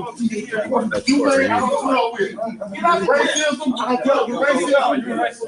And I don't put up with Charlie, you need to get out of the Am I joking? No, you need to get out of the We told you not to come back on rematch next time. Not today. Let's get in the ring then. No. It's over with. I know rematch. You done. You're done, man. That's for everybody. From Louisiana. That's for everybody. Something like that. Wilder. What's up, man? Everybody. I don't think you're from Louisiana. Alabama. The only person that gonna get you. I'm a nice guy. I beat many people. I could have got you in that alley, dude. But I'm a nice dude. Out of all the people you could call out to do, that's like basically calling out like Francis Ngannou or something like that, or like. I wonder, does he have social media? Like, he's the original troll. And it's honestly impressive what he was able to accomplish by being a troll. Yeah, he got his ass whipped. Yes, he was a piece of shit. But everybody knows who this dude is. And he got to fight Deontay Wilder. How does that happen? How does that happen? Which is fucking insane. I'm surprised he didn't get just absolutely just put in the body bag. I think Wilder is being nice to him because he knows dude is off mentally. But this is the funniest part to me right here. Ooh, I didn't run out the door. I in the alley with all that. But the shit, what you said, I don't put up with. You can't go into doing this stuff no more, man. You gonna get killed, boy. Yo, I know you. Don't give me the You want to let beat your ass? You're not supposed to come in here and you're supposed to be in the gym. Let's get the rematch now then. I ain't coming back for this, man. Because the next time I come back, I hit you in the butt. Charlie, Hey, it ain't gonna be good for you. You got lucky, man. I'm the best. I'm still the best. Then when the seniors knocked out. I'm good, man. You can't hold on. Bros are goofy. I'm about to set up these prelims. I'm gonna put our boy WHMMA BJ Penn episode up. And we're gonna. It's like a 8-minute video, so then we'll take a little break while it's playing, and then we'll come back. To remind you, I'm gonna set up every prelims. So, this is from WHMMA. Buddy, that and people come up to me and tell me, I know you feel entitled to all of this properties that your parents had and this and that, but you didn't buy it, you didn't build it. And I just want to say right now, that's all bull. The whole time I kept this family afloat for years, from the financial crash in 2008 all the way till today. The bowling alley, only one business is in there buying the whole thing. These people are crazy, identity thieves. You see this right there?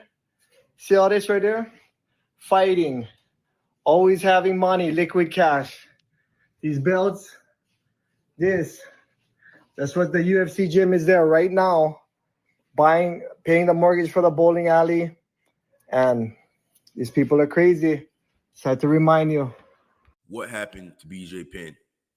Is it substance abuse? Is it mental illness? Is there a true conspiracy around BJ Penn? Or is it a combination of all three? One moment, BJ Penn is knocking someone out in a bar fight. The next moment, he's getting knocked out in a bar fight. The next moment, he's running for governor. It's just been so many ups and downs with BJ. He's been crashing out. This is very similar and reminiscent of Stephan Bonnar, the late Stephan Bonnar. Before he passed away, he was dealing with Josh Fabia, and he had the ideas that there was many conspiracies around him, and when it pertains to UFC and different things. He was in a mental state that was, in tatters. So with BJ, it seems that he's going through some mental crisis, or it's a combination of multiple things.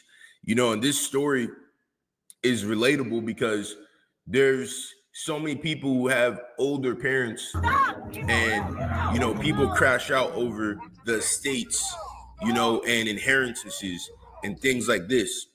And it seems this is somewhat what's happening with BJ Penn. Now, this crash out has been going on for many years. It goes back beyond 2019 when Nick Lentz was saying that he believed BJ was having drug issues. But the way I grew up and the place that, like, where I've been in life, I can spot a drug addict. I can see it. I can spot someone who's not in a good place. And when I went out there originally, I thought like, well, this is BJ Penn, you know, like I don't know him personally, but I was thinking we'd be training in like a good facility.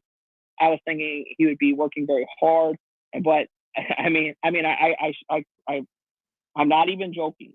He actually, when I met him, he had a bum that followed him around, and that was like his little guy to take care of him. You know, and now the combination of the leeches around BJ Penn who aren't helping his mental health. There's people online who are kind of entertaining it. None of us knows what's truly going on with BJ Penn. You know, we're only on the outside. What's up, Paul? Huh? You what? You can only do this because you get the government behind you. You like get crazy. You. This lady right here, look at her ass and legs. She's acting like my 79-year-old mother. But she's not my 79-year-old mother. And it's interesting when you Google Lorraine Abelet, our house pops up because this lady acts like Lorraine Inouye. So you Google Lorraine Abelet and this house pops up, and then you look and then my mom's name starts popping up. She's trying to steal everything, and this is not my mother. And there's people online who were, saying like, yeah, people are cloned. I could see him telling the truth. I could see this. I could see that. You just really don't know what's going on. When someone has mental health issues, it's one of the hardest things you could possibly deal with, because there really is no helping them unless they want to be helped. And now you have someone like BJ Penn who he doesn't want to be helped and he believes that he's fine. There's nothing that you can do, so it is a ticking time bomb. And, I hope the story ends up well, but we've seen with Stephan Bonner how the story ended up. And it brings the question, many UFC legends and fighters have been having some of the same issues, some of the champions. With Conor McGregor, we've seen him go through his ups and downs with potential substance abuse, all the court cases he's had outside the cage.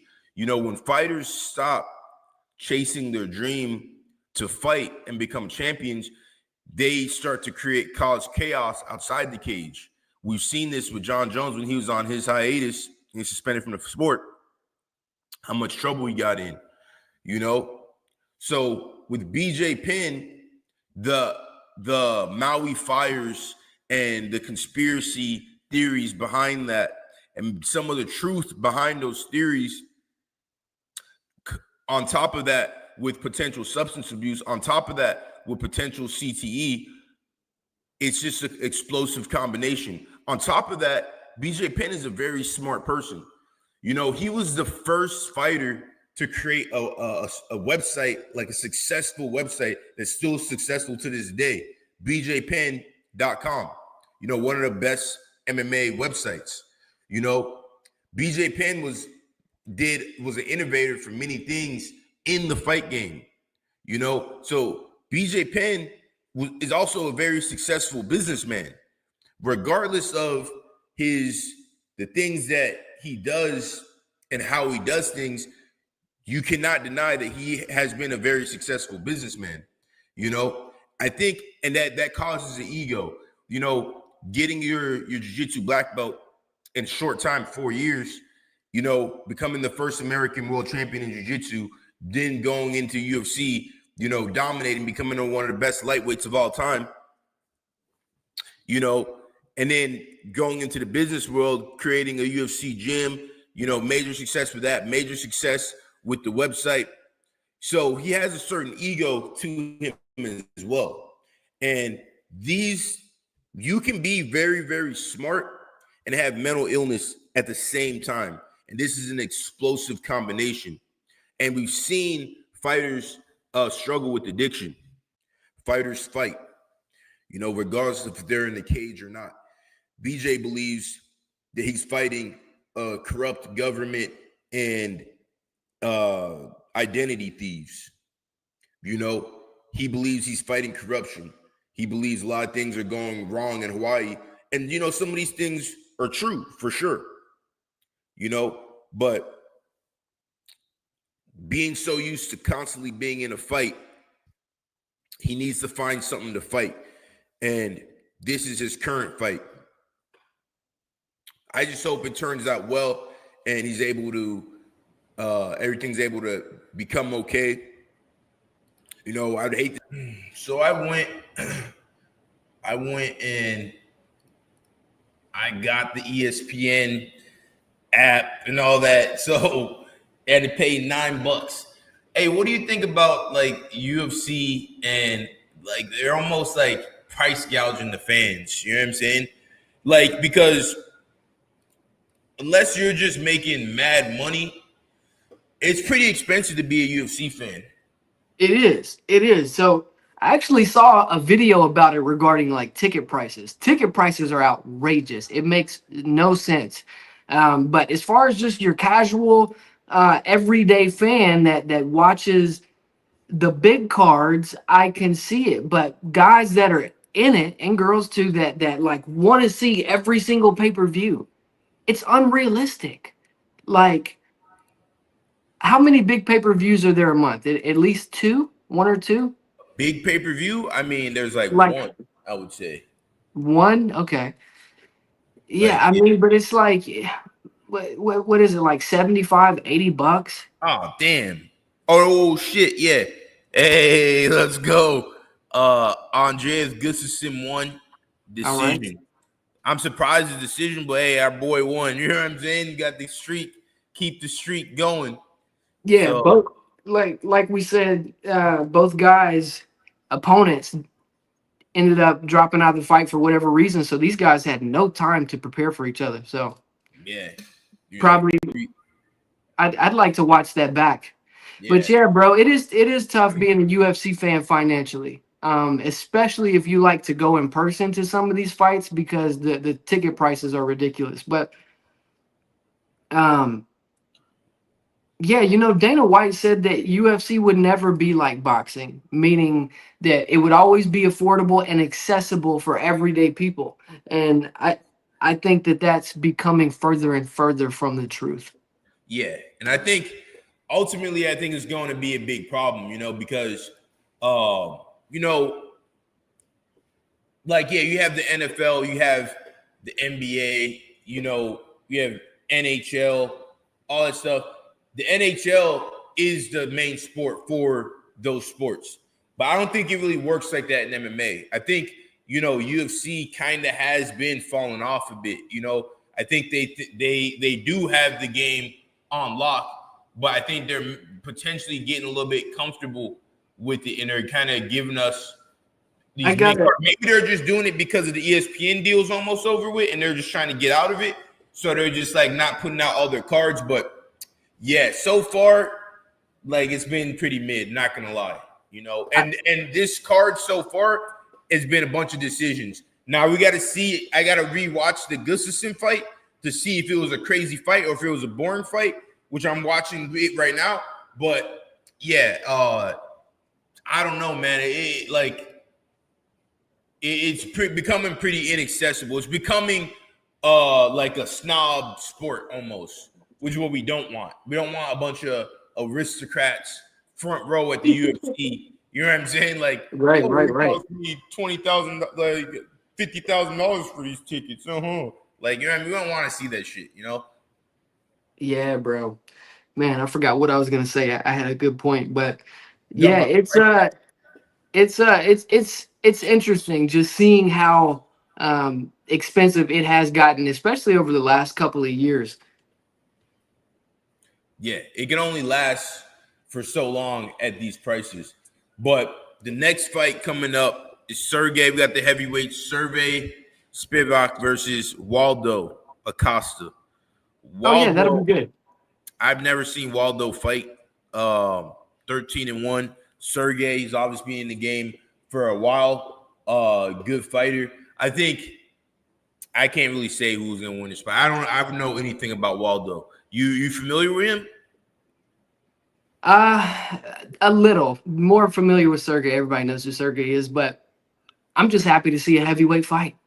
Yeah. I'm just Back in happy the when day, something happened. back in the day with the heavyweights, there was like we had Brock Lesnar, Cain Velasquez, Frank Mir. The heavyweight weight class was stacked back in the day. You know, nowadays, I don't know, man. There's only 26 heavyweights. And yeah, there's not many heavyweights in MMA in general, but yeah, I don't know. It's weird. It's weird. The worst thing they could have done was let Francis Ngannou walk. Yeah. I Well, I mean, they don't don't have a choice in that case. You know, like there's Well, the thing I mean, about, if in hindsight's always 2020. But if they could have seen the state of the UFC division, the heavyweight division right now, do you think that they would have done whatever they could have to get that deal done? oh yeah.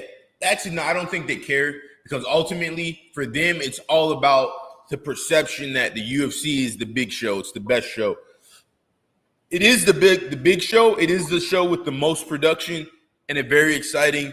The way they do the event. Have you ever been to a live UFC fight?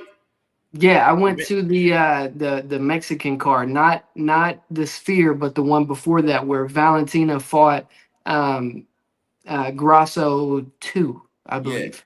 Yeah. And there's no sporting event like a UFC fight.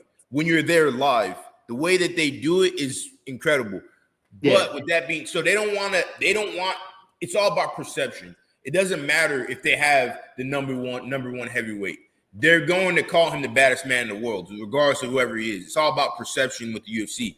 So if Francis they would have done the deal with Francis and he would have went over to boxing and he would have got pieced up. Now they're giving up a little bit of market value. Now, Francis obviously went over there and did really well against Tyson Fury, but the reason they did it with McGregor was because there's just so much money on the line and they believed in McGregor more. They didn't believe in Francis for whatever reason, you know, or they just didn't want to see him get paid out and make a bunch of money and stuff like that. You know, I mean, ultimately, I think that could be, you know, what brings down the UFC. I think a few things. If Dana White, he's obviously starting to back away from the sport a little bit. If there's not somebody like Dana White or who is better than Dana White, who understands the culture and understands what MMA even is and is not a real fan of the sport, then it can't work. You know, you need to have someone who understands the culture and what this even is. You know, like we talked about before, they need to bring back the countdown shows. They need to bring these things back, like the primetime shows. You know, just better content. If Joe Rogan leaves and Dana White leaves, now you have a completely different product. Yeah, it is. Unless they have someone who's better than Joe Rogan, who's really passionate about the sport and really into it.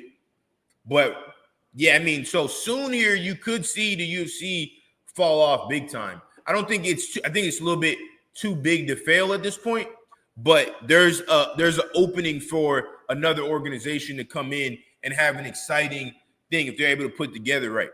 I'll tell you and everyone who's listening a little secret.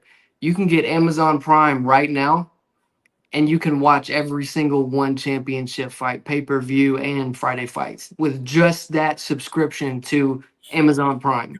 Amazon Prime, you have all the fights. Oh, shit, yeah. I have Amazon Prime. You know I don't believe it's any additional cost for the pay-per-views, but you have to be Prime Video. You have to have Prime Video. Yeah, I had no clue about that. And ONE FC has been putting on incredible fights. Every time on Instagram I see their highlights, they have some of the best highlights. Just exciting, striking. You know, it's the biggest organization in the world by their metrics because of Asia. Yeah, Asia's huge. And there's a lot of big organizations out there in the world. You know, like back in the day, UFC. We got to really look at the history of MMA. UFC, when they bought Pride, they got Shogun, Vanderlei, Anderson Silva, Mark Hunt, the Nogueira brothers. You know, the list goes on. Crow Crop. A lot of these guys did really well in the UFC and put on incredible fights, exciting fights, became champions. When they got Strikeforce, a lot of those guys became champions in the UFC. So the UFC is really about, you know, getting the talent from other places, you know, and when they buy these bigger organizations or these organizations that are more exciting, they usually do really well. So, yeah, I don't know. I think recently the fighters have been getting more and more watered down. And that could be just because a lot of the top fighters maybe aren't coming over to UFC because they're not paying enough. Like, for example, the guy Artem who beat Alex Pereira, and then he went on the Contender Series and he just starched some dude real quick. They offered him like such a terrible contract when he's one of the best guys in the world and he can make millions of dollars in kickboxing. They're offering him like $100,000. It's like, bro, come, like that's an insult. You know what I'm saying? Like, so yeah, is he gonna go fight Rico Verhoeven in kickboxing and make a shit ton of money, or is he gonna go in the UFC and maybe, you know, sign to $100,000 contract and maybe gets to the point where he's like making the shit ton like Pereira?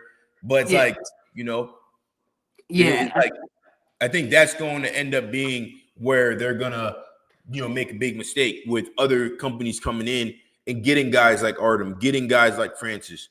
You know, if I'm a professional fighter, that I'm just saying, we're just hypothetically, if I were, I would be trying my damnedest to get all the promotional stuff I could, like all the sponsorships, and I would be trying to find one of these promotions like a One Championship, Ryzen. You might have to move out there where these promotions are, but it's going to be a shift in the economy, so the pay is probably going to be more aggressive. And they're doing these $1 million tournaments all the time. There's real opportunity to make serious money in some of these other organizations, whereas the UFC, I think they're still starting out at 10-10, bro. Yeah, which is crazy. 10-10 is crazy. For the average person, you're thinking like, oh, well, 10,000, 20,000, that's a good paycheck. But the thing is, it's not like your regular 9-to-5 job. You know what I'm saying? Not only that, you get 20K, it's cool, but it's like that's not going to last long, you know, especially with the fighter lifestyle. And not only that, but there's your gym fees. There's Uncle Sam's cut, which is probably going to be the biggest cut. There's your if you have a agent, there's his fees. So, and God forbid you lose, you're getting paid $10,000 by the time taxes get taken out. You know, and now you don't let life play out and your car break down or something. You got to pay a few grand for that, you know. And don't go get sick and have to go to the hospital and have to pay for that. Like, it can go left for you in so many ways. And it's funny because I was watching a clip earlier about, you know who Bob Sapp is?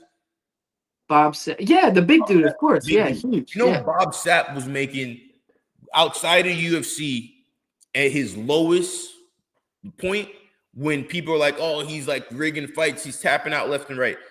He was making $250K a year fighting like 8 times overseas in fights where, like, yeah, he would like go into the fight and maybe barely get hit and tapped out because he's not getting paid enough to go suffer X amount of damage. Yeah. But people are making a lot of money fighting overseas. I know a few guys who are fighting overseas making bank. And that's, I like what you said, a professional fighter. You know, at the end of the day, it is your job and you are making money. You know what I'm saying? So, yeah, you want to be a champion, of course. But if you're someone like Artem, obviously you're going to go to glory because they're going to pay you more. You know what I'm saying? And here's another thing to consider, Manny. Like, fighting in Asia, those people love you regardless of if you lose. It's just a totally different culture too. Like Rampage, when he was over there, he's treated like a god over there. Oh yeah, okay. I got the fight playing right now, Sergey and Waldo. So far, you know, give me a little volume on that. So far, I got the team here, you know. Got the team. Yeah. So far, from what I'm seeing, we're in round 2. Waldo's throwing some punches. They both look kind of slow. You know, they don't look in great shape. And, you know, this is something to be said as well. The heavyweights of the past, yeah, they were juiced up. Yeah, we had Overeem. We had Ubereem. Yeah, we had Brock Lesnar on Rocket Fuel, for sure. But I mean, yeah, a lot of these heavyweights don't really look like in the best shape no more, you know. And maybe they're just big guys, but so far, Sergey is walking down Waldo, and Waldo's just kind of counter striking a little bit, trying to keep him off him. He looks pretty tired, I'm not gonna lie, and he looks like he's trying to mask being tired. But so far, all right, Sergey's about to take him down right now. I think it goes without saying that the heavyweight division has been watered down from the past. When you have a guy like Jelton Almeida, and this is not to take anything away from him. I like Jelton Almeida. He's not a heavyweight. He's not, but he can go in there and hold these big dudes down and they can't get up. And the thing is about that, it's funny you say that because a lot of people would think that, oh, you're bigger, so you should be able to get up. And so, but it doesn't really work like that with grappling. You know, there's a clip of Cyril Gane wrestling with the dude Armanov or whatever. I seen that. Now, that doesn't mean just because he's able to hold him down, that doesn't mean that a big guy is going to be able to hold him down. Because what happens in grappling is sometimes when you grapple someone smaller than you, there's just little things that they can get away with that makes it harder for you to get out of. As when you fight someone your own size, yo, Omen Black TV, my man. When you fight someone your size, it's a little bit, you know. So, yeah, Almeida, he's 230 pounds. That's a small heavyweight. Back in the past, heavyweights were huge. Like Bigfoot Silva was 270 pounds. Brock Lesnar, 270 pounds. Alistair Overeem, 250, 265 pounds. No, 265 pounds. Overeem was 265. So it's weird, you know, and they just cut Josinho Rosenstruck. I don't get that. I don't understand that. Why would they cut him, you know? Maybe it's a money thing. I don't know. Yeah, because I don't think they can afford to cut any of the top heavyweights right now. Well, I think that's the thing. They don't care. I think it's more becoming more corporatized where they're like, they don't care. Back in the day when they had guys like Overeem, bro, Overeem was getting paid crazy money in the UFC. He was getting paid ridiculous money in the UFC, and he wasn't a champion. He's getting paid more than a lot of champions. When you had guys like that, and you had Dana and Lorenzo, these guys, they were paying guys a lot. I think now the way they look at it, they don't really care. They're more so because they're the UFC. They have the perception that these are the best guys. Joe Blow down the street is only going to watch UFC. He's not going to watch ONE FC. He doesn't know who Rug is. You know what I'm saying? A lot of these guys never heard of Rug. You put Rug in the UFC right now, he's going to do serious problems, and he's going to fuck up a lot of guys in the UFC. You put Buchecha in the UFC, Buchecha's going to do big issues in the UFC. Problem is, they're not going to pay Buchecha what he's worth. So Why would Buchecha sign the UFC? You know what I'm saying? That's the issue, I think, right now. And when we got heavyweight is the premier weight class. No, light heavyweight is the premier weight class. But you know what I'm saying? That's where it is. So far, I would say Spivak won the second round. Yeah, well, and it's not supposed to be that way. It's supposed to be heavyweight. That's what it has always been with boxing, and it's supposed to reflect everywhere. But you're right. Right now, light heavyweight, I would say, is one of the premier weight classes. And for those who know, welterweight is probably the most exciting and competitive weight class in UFC right now. But yeah, right now, the UFC the UFC has a big problem at heavyweight. Why was it that we had to wait so long till we saw a guy like Cyril Gane, and now we see a guy like Tom Aspinall? I just feel like they're too few and in between, where it's like you have guys that are freak athletes like that, and then you got the guys like Tai Tuivasa who are just really big and they punch hard.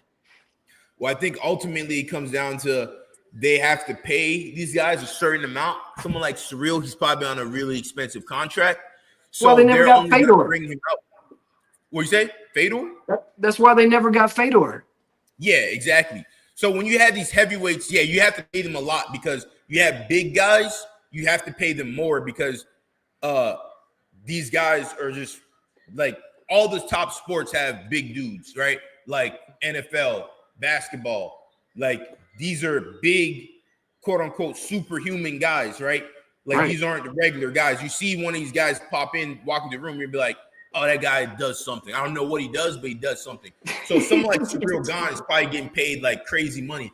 And Probably if so. you're a corporate, we look at it from the corporate standpoint, they're like, okay, we have a fight card. We're only going to spend X amount on that fight card.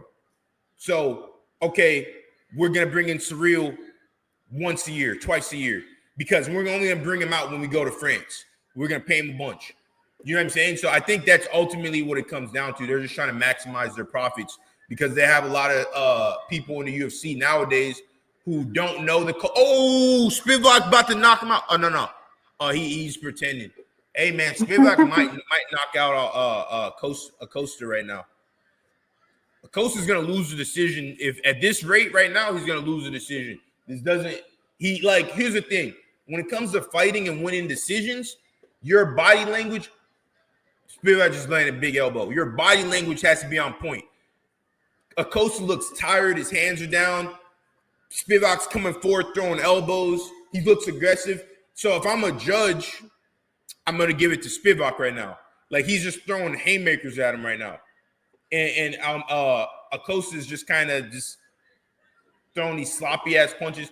Yeah, Acosta's going to lose this fight. Unless he gets some big knockout, he's going to lose it. Yeah, body language is everything, and especially some of these big guys when they get tired, they just look sloppy, and that it doesn't come off good to the judges. It doesn't come off good to the viewers. We see this.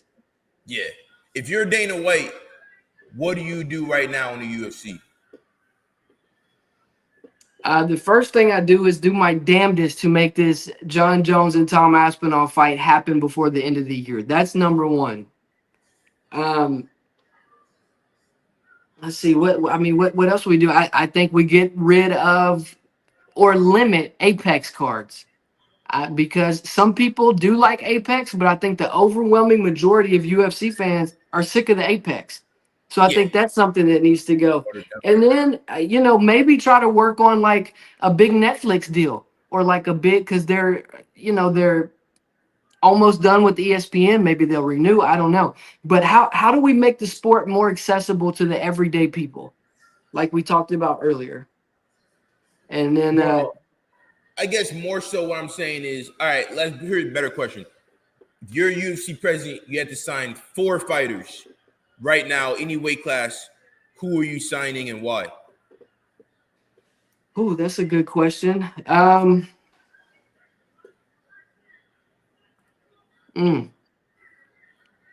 Well, if I go over to one championship, and it's tough too because a lot of these weight classes just don't exist in the UFC. So it's tough. I think the biggest thing would be to add a few weight classes, and then we can bring in, some really cool names like Costa's still getting cooked, by the way. Costa's getting cooked bad right now. Yeah, bro. I think one of the biggest things that needs to happen is adding some weight classes. And then once you add some weight classes, then I think you can pick some of these Asian stars are going to bring the biggest eyeballs.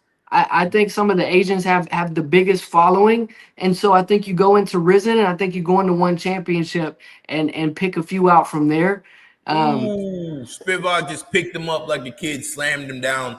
Yeah, Costa's losing this fight bad. He picked him up, sat him down.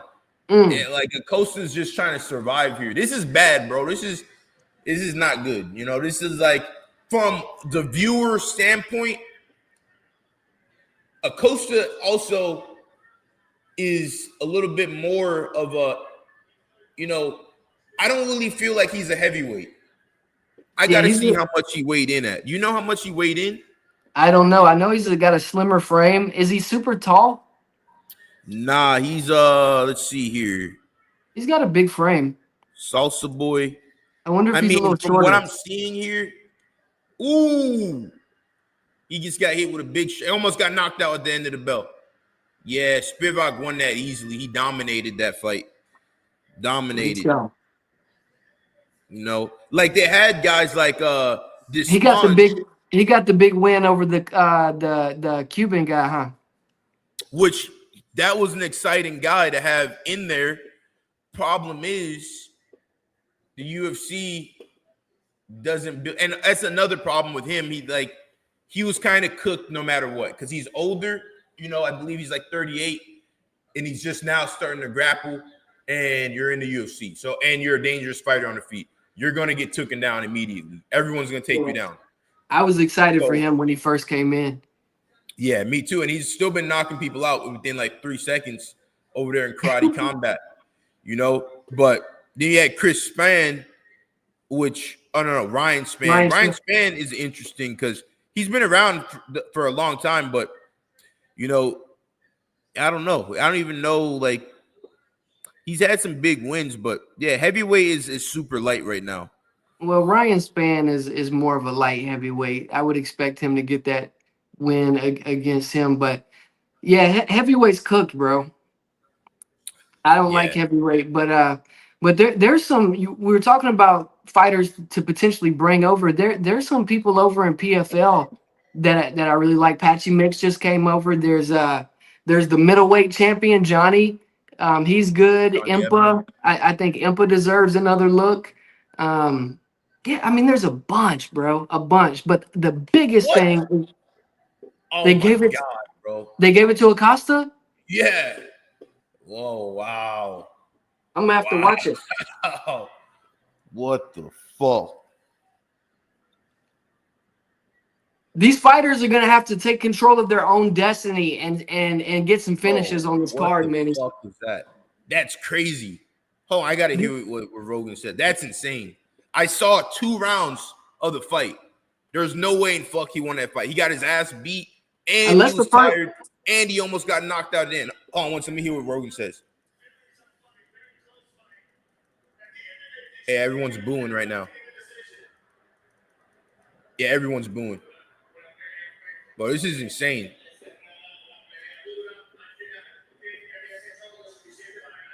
Was it a 10-8 in the first? I didn't hear. I think they might have said it was a unanimous decision. Operation Smarty Pants. I like that.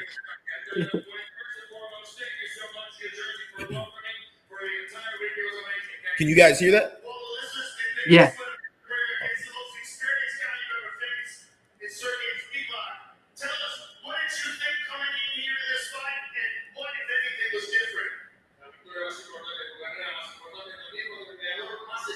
Yeah, he got absolutely cooked badly. So I don't know how they gave him that fight. There's really no way that you can explain that.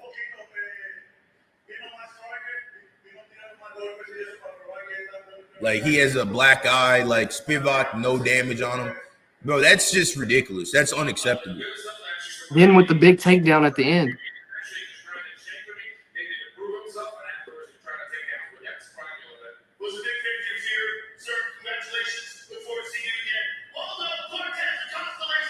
Bro, he knows he didn't win that fight.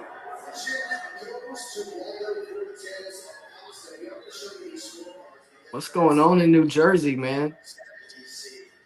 All right, let's see here the numbers.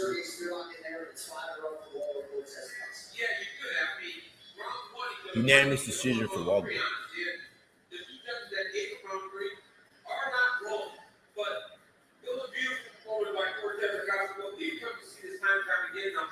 DC said it's a beautiful performance.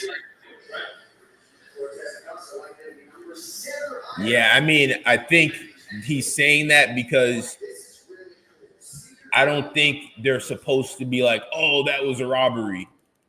But I don't have any skin in the game. Yeah. I didn't see the first round. Unless he came out that first round crazy and just was doing crazy damage. From what I saw from the 2 rounds, there's no way he won that fight. That's an embarrassment of a decision. Bro got walked down. He was on the back of the cage, getting pressed in the cage, getting hit with bombs, getting hit with elbows.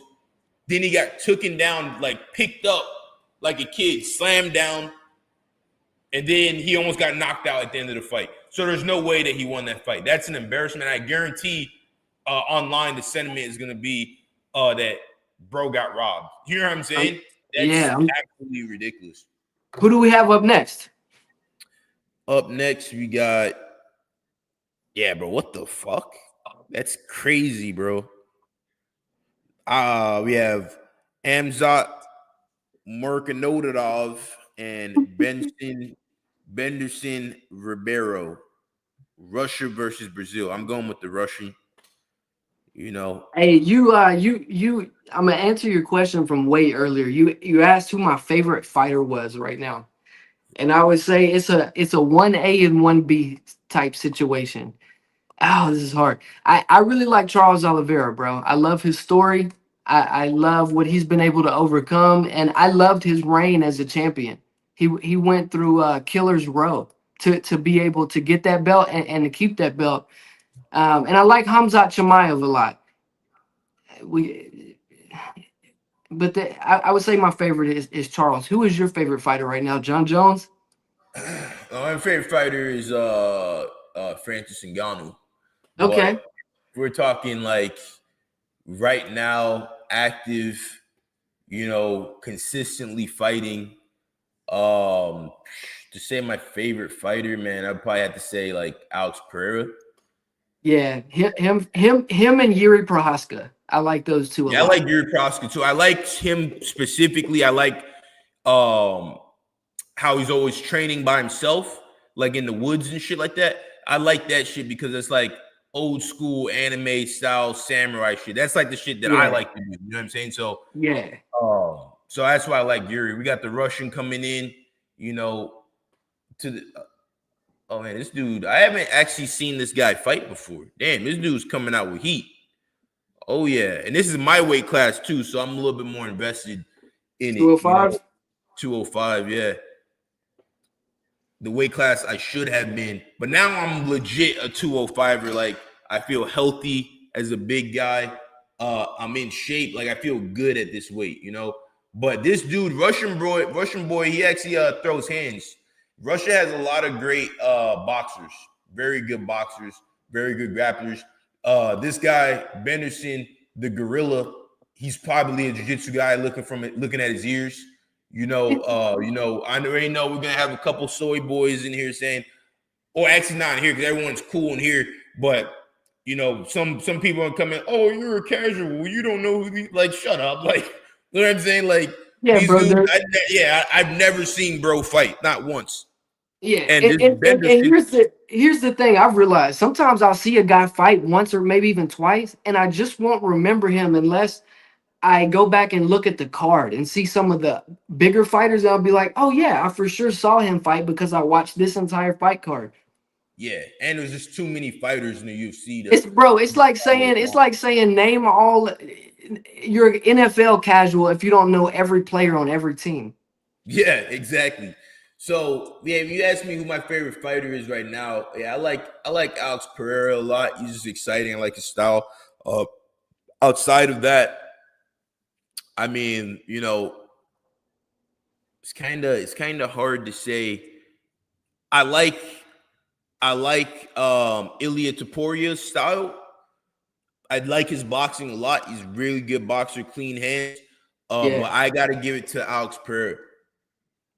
Yeah, that's hard to disagree with, man. Alex has like pushed himself by force to be the face of the UFC, just with all these fights that he's taken, the way he's won, how he's done it, who he is, the storyline. It's just so much there, and the dude doesn't even speak English.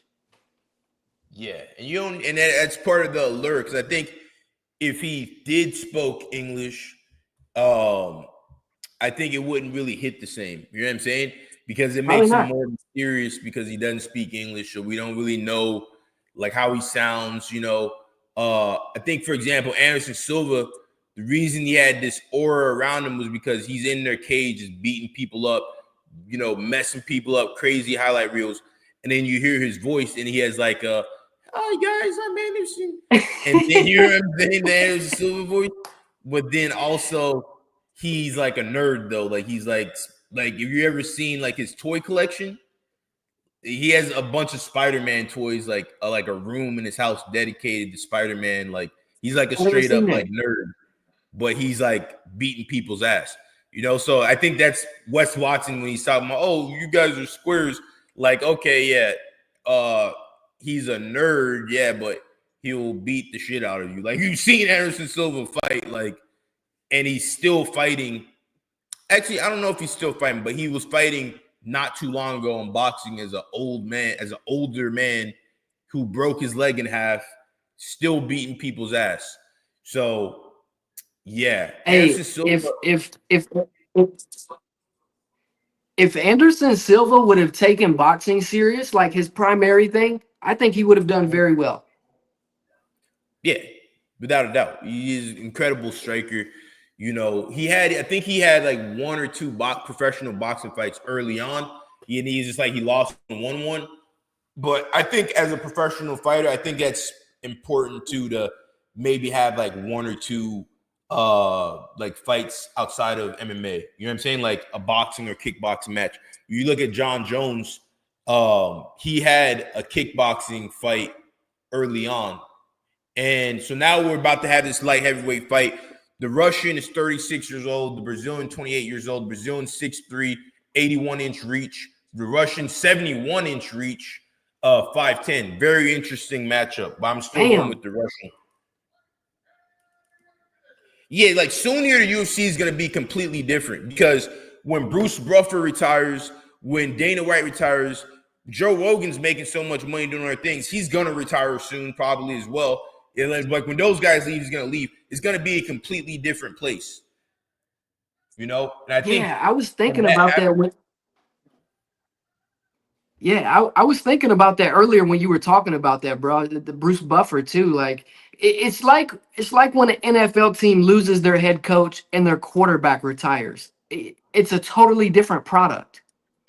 Yeah, and the people who are going to be, I mean, I love the camera work. They got like really good cameras at the UFC. I like all the production quality, but you know, like when we look at like UFC 100 to today and the cards that we used to have, the product is definitely watered down, without a doubt. You know, like we're looking in the crowd right now, a lot of empty seats in the crowd. Yeah, we're in the prelims, but I think back in the day, there was no empty seats, you know, like because the cards were just so quality. You know, the thing about the UFC, it's just so different now because even the ring card girls, we used to know all the ring card girls like Shondella, Ariani, you know, Brittany Palmer. I couldn't tell you who the fuck these ring card girls are.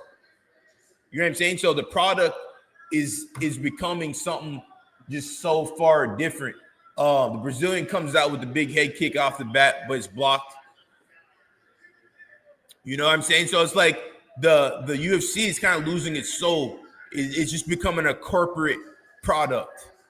You know? Hey, what did you think about Dana White getting pulled from the Canelo and Crawford promotion side of things for that fight? Did you see that? They removed him from it? Yeah. I think that's because if you see like Turkey, the way he does things, he is a guy who loves the fight sports and he loves the promotion and he's into it like Dana White was back in the day.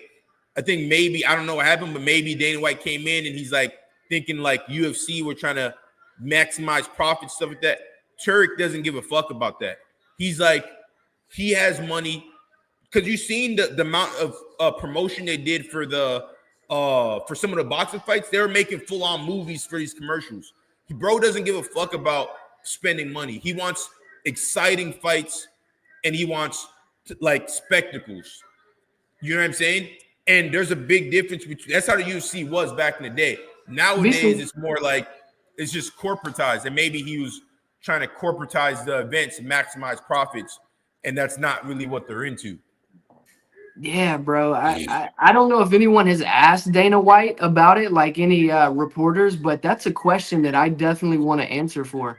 Because a lot of people were mad that Dana White was doing that. And they're like, bro, you're going to promote this boxing fight, but the heavyweight division is in shambles. There's all these things that need to happen in UFC. So like take care of home before you go take care of this, essentially. But I didn't have a problem with Dana White doing it. Dana White is he's an old boxing guy. He was into boxing first, and that's like his first love. So I didn't hate it. I thought it was actually good for the UFC. Yeah, I agree. I thought it You know, we only get one life. You know, do what you got to do. So far, they're just kind of moving around. You know, a couple little shots here and there. From what I understand, the Russian is a striker. He a boxer. You know, he just went for a fast liver shot. The other guy is more of a grappler, but so far, he's just throwing kicks, trying to keep him on the outside. He's a tall, long dude. The Russian is a short guy, but short guys have a lot of power. So, you know, he went to throw an overhand. I believe he's southpaw as well. The Russian. How is the Brazilian? He's hit him with a big overhand. He's hit him with a big overhand. Who? Oh, he hit him with a big. Oh, he's over. It's over with. He's knocked him out. The Russian knocked him out. Really? It's almost over. They're about to stop it right now. Now he's in mount, drowning, pounding, big shots. Yeah, it's over with. He's gonna get knocked out here. I figured bro survives this, I'll be shocked. He's getting hammer fisted now. Yeah, bro, stop the fight. Yeah, it's over with. I don't know what bro's waiting for, but yeah, this fight's over with. Bro's getting his ass beat right now. Yeah, it's over with. Russian won. The overhand right on the small man. The overhand right on the small man is a big weapon. Dana is publicly owned. If he does anything besides UFC, it competes with UFC. Is that a Raiders hat that he's got on? We got a Raiders fan up in here. Yeah, it looks like a Raiders hat to me. Damon Raiders is the man, longtime supporter. What's up, man, Damon? What up, but Damon? yeah, man, the Russian went in there and knocked him out with an overhand. Looked like Man, overhand left. I was worried with the 10-inch reach difference. I figured the Brazilian would use his range and kind of keep him at the outside. But the problem is shorter man, southpaw. The other guy was orthodox. So actually I'm gonna watch the replay right now. Left hand, he's just moving around, and he spammed the left hand like 3 times in a row.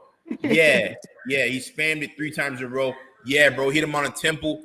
So the thing is, southpaw, the shorter man, I actually got caught like this before. So I fucking know this very well because I got caught exactly like this in the fight. So yeah, southpaw on the shorter man, the overhand right on the taller man from southpaw works pretty well, especially if you're not, because it's just like the southpaw punch is a longer punch, and that side of your body is like a little bit closer, and he had him on the back of the cage.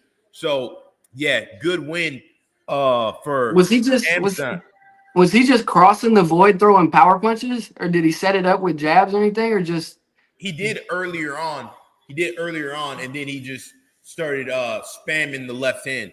That forehead bonk was nuts. Yeah, I seen that as well. He hit him with the bonk right there with the overhand, and then he hit him with a bonk on the ground as well.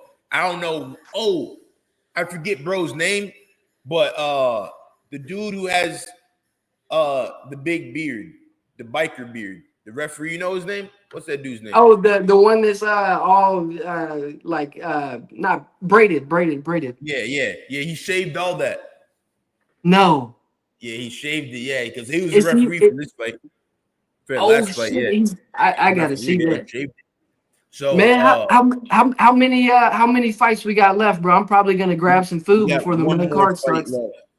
We got one more fight left, and then the main card starts. So when the main card starts, we'll wrap it up, and we'll make sure you guys check out deal with Will's channel as well, because he's gonna be covering it, and he has a lot of good takes. So make sure you guys check him out as well. But the next fight we have is flyweight Bruno Silva versus Joshua Van. I didn't know there was a second Bruno Silva in the UFC. Yeah, a flyweight. What's his record? He is, let's see. Yeah, man, that was a great win by the Russian man. 36 years old. That's why I get tired of people saying, "Oh, this guy he's old." Like, bro, it doesn't fucking matter. This is a fight game. If unless you're fucking like in your 40s and you're a smaller guy, that's the only time where it's like if you're like middleweight and up, like it doesn't really matter. Bro's 36 years old, beat the 28-year-old's ass very quickly. I promise I'm gonna stop talking about the older fighters. Yeah. Well, it's funny because people will say that like, "Oh, Jon Jones he fought people outside their prime and like Tom Aspinall's 32 years old. Oh, hold on one second. Let me hear what this guy says.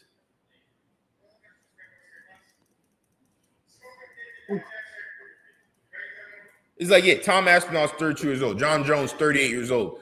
So who gives a fuck? It's the same shit. Like, you know what I'm saying? Like, especially at heavyweight, because we know Jared Cannonier is fucking 45 years old or some shit. Glover Teixeira is like, Jared Cannonier is like 41, 42. Glover Teixeira was 45. Hey, what's this with Jose Aldo and Francis Ngannou maybe being their age, but maybe they're older too because the birth certificates or some shit. Have you heard that? Jose Aldo for sure isn't what he's older than what he says on UFC. Francis, I think he probably is his age. They're just saying that because that's like kind of a subtly racist thing. Like Chael does that. He's like, oh, he's at least this age. Now, if Francis is older than what it says, then that's even more impressive. And that brings it more because if he's older than what it says, which I believe is like 38 or whatever, let's say he's like 43 or 44, then that means that he started fighting at like 30 years old or 29 years old from zero and became the best in the world. That's fucking inspiring. That's really inspiring. So Francis, the reason they say that shit is like because they want to kind of like insinuate that they don't have records in Africa. Jose Aldo, that's fucked up, bro. Yeah, Jose Aldo's older. That's fucked up. Yeah. Oh yeah, bro hit him with a nasty overhand. Jose Aldo's older than what he says he was. I believe he lied about his age because it looks more attractive to the UFC if Jose Aldo, when he was WEC champion, let's say he was like 26 or something, 27. It looks more attractive if you're 22 years old, right? Like, oh shit, this guy's a 22-year-old beating everybody's ass. You never see that, right? So, and you can kind of lie on your shit because unless you're American, unless you're American, it's pretty easy to lie. Say again?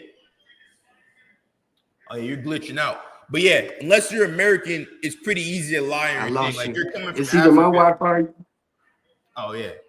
Wait, we only got one more fight anyways, but yeah, like if you're from Brazil, it's probably pretty easy to like say that you're 5 years younger than you are, you know, and it just goes to show with the fight game, you know, it's not all about like how old you are or this and that, you know, it's more about the miles on your body and it's more about how badly do you want it, because Anderson Silva from 31 years old to 38 years old was his prime.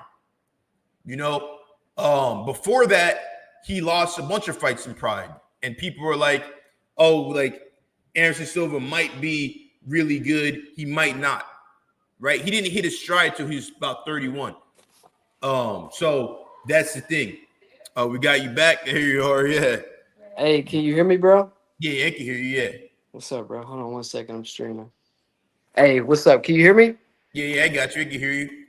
Yeah, I think the Wi-Fi finally tapped out on me in that back room, bro. Yeah, that's crazy. Yeah, it looks more HD on this one. Yeah? You said John will walk Tom. I think Tom should bang out a few more and give something for John to want. I agree. I think Tom should fight Ciryl Gane. And I don't think he makes it past Ciryl Gane. You know, I think like how can you have him fight John if he hasn't fought Ciryl Gane? You know what I'm saying? I think the only reason they haven't had him fight Ciryl Gane is because the idea of Ciryl Gane beating Tom, it would kill off a contender. You know? Yeah, I tend to agree with that, bro. Everybody's kind of just glancing over Ciryl Gane. And me and you looked at it the other day. It's like, bro, Ciryl Gane really has a more impressive track record than people give him credit for. Yeah, it's because it's just like a what have you done for me lately thing, you know? But Bruno Silva, we were talking about earlier, his record is 14-6-2. Nicknamed Bulldog, 6 wins by knockout, 4 wins by submission, 4 first-round finishes, striking accuracy 50%. And the dude he's fighting, Joshua Van, he is 13-2, 6 wins by knockout, 2 wins by submission, 2 first-round finishes, and he is 55% accuracy, 64% takedown accuracy. He's on a 1-fight win streak, or he's on a 2-fight win streak. So this is an interesting fight. I'm not familiar with either one of these dudes at all, to be honest. I'm just not. Flyweight. I don't watch flyweight. It's interesting, bro. It seems like the main event for the prelims was actually a little bit better for the Vegas fight night last week. I don't know. It just seems like on a numbered card, bro, like you want to put somebody right there that kind of people know a little bit more. I don't know. Yeah, I think they should have put the heavyweight matchup there or the light heavyweight. Surreal went back to the drawing board after the fight, after the Jon fight. Logistically, he has to change everything if he wants to be the best. And I think he has. Yeah, I agree. Jon Jones, it's like, for example, Drake, right? Drake was getting a lot of heat last year because he got cooked up by Kendrick in the rap beef. When we look at Drake, right? Like Drake, has more hits than Michael Jackson, right? He's been like the top hit guy since like 2009 or something, right? So people get kind of annoyed with you if you're on top for that long. Like they're gonna start to find reasons why they don't fuck with you, they don't like you. So I think that's the same thing with Jon Jones. He's been the guy for super long. He's done a lot of shit, yeah. But people in this sport, they want to see you get knocked out. They want to see you go out face first. And we haven't seen Jon do that. We've seen him just fuck everybody up. None of people would be happy as hell if they seen Francis get knocked out brutally. You know what I'm saying? Like, this is the sport. This is what it is. Like, they're gonna make memes.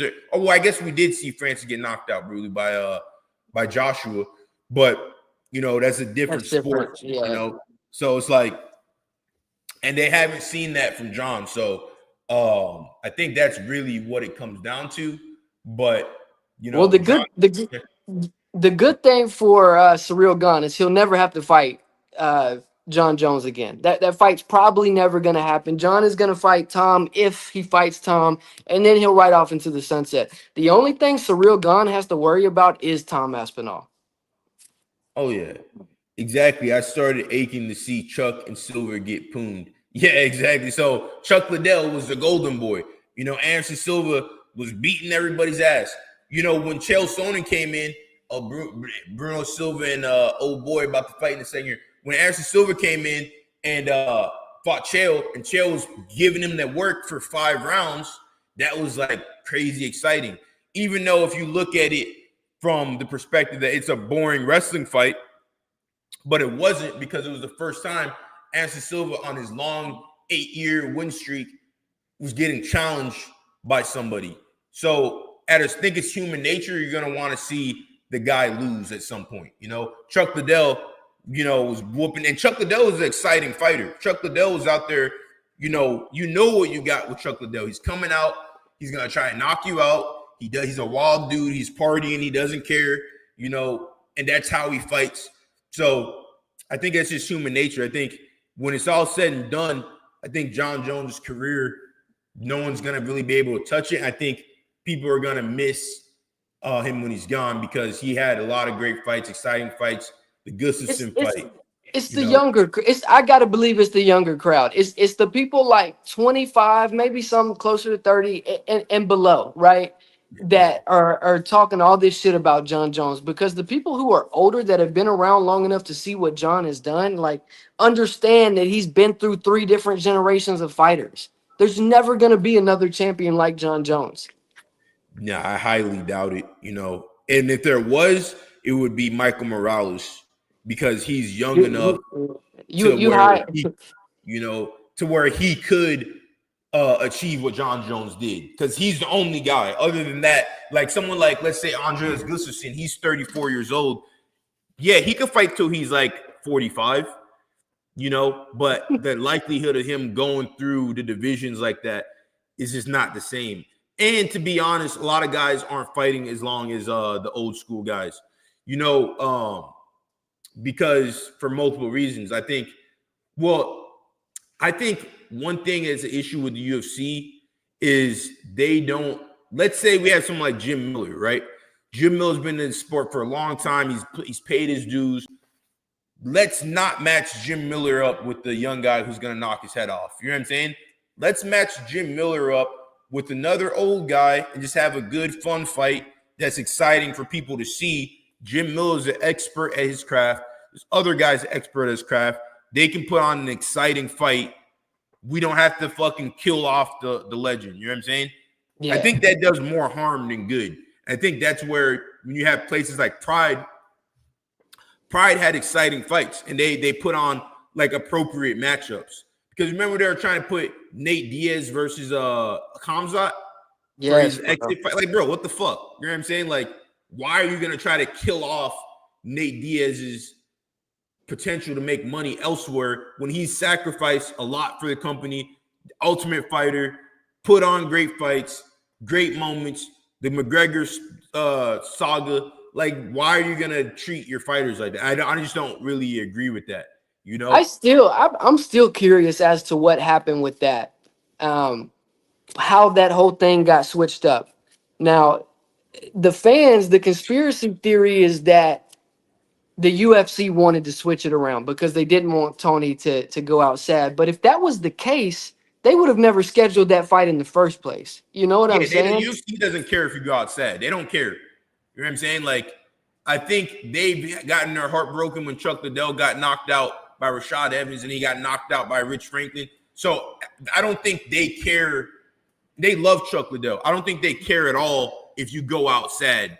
In fact, that's their business model for you to go out sad. You know what I'm saying?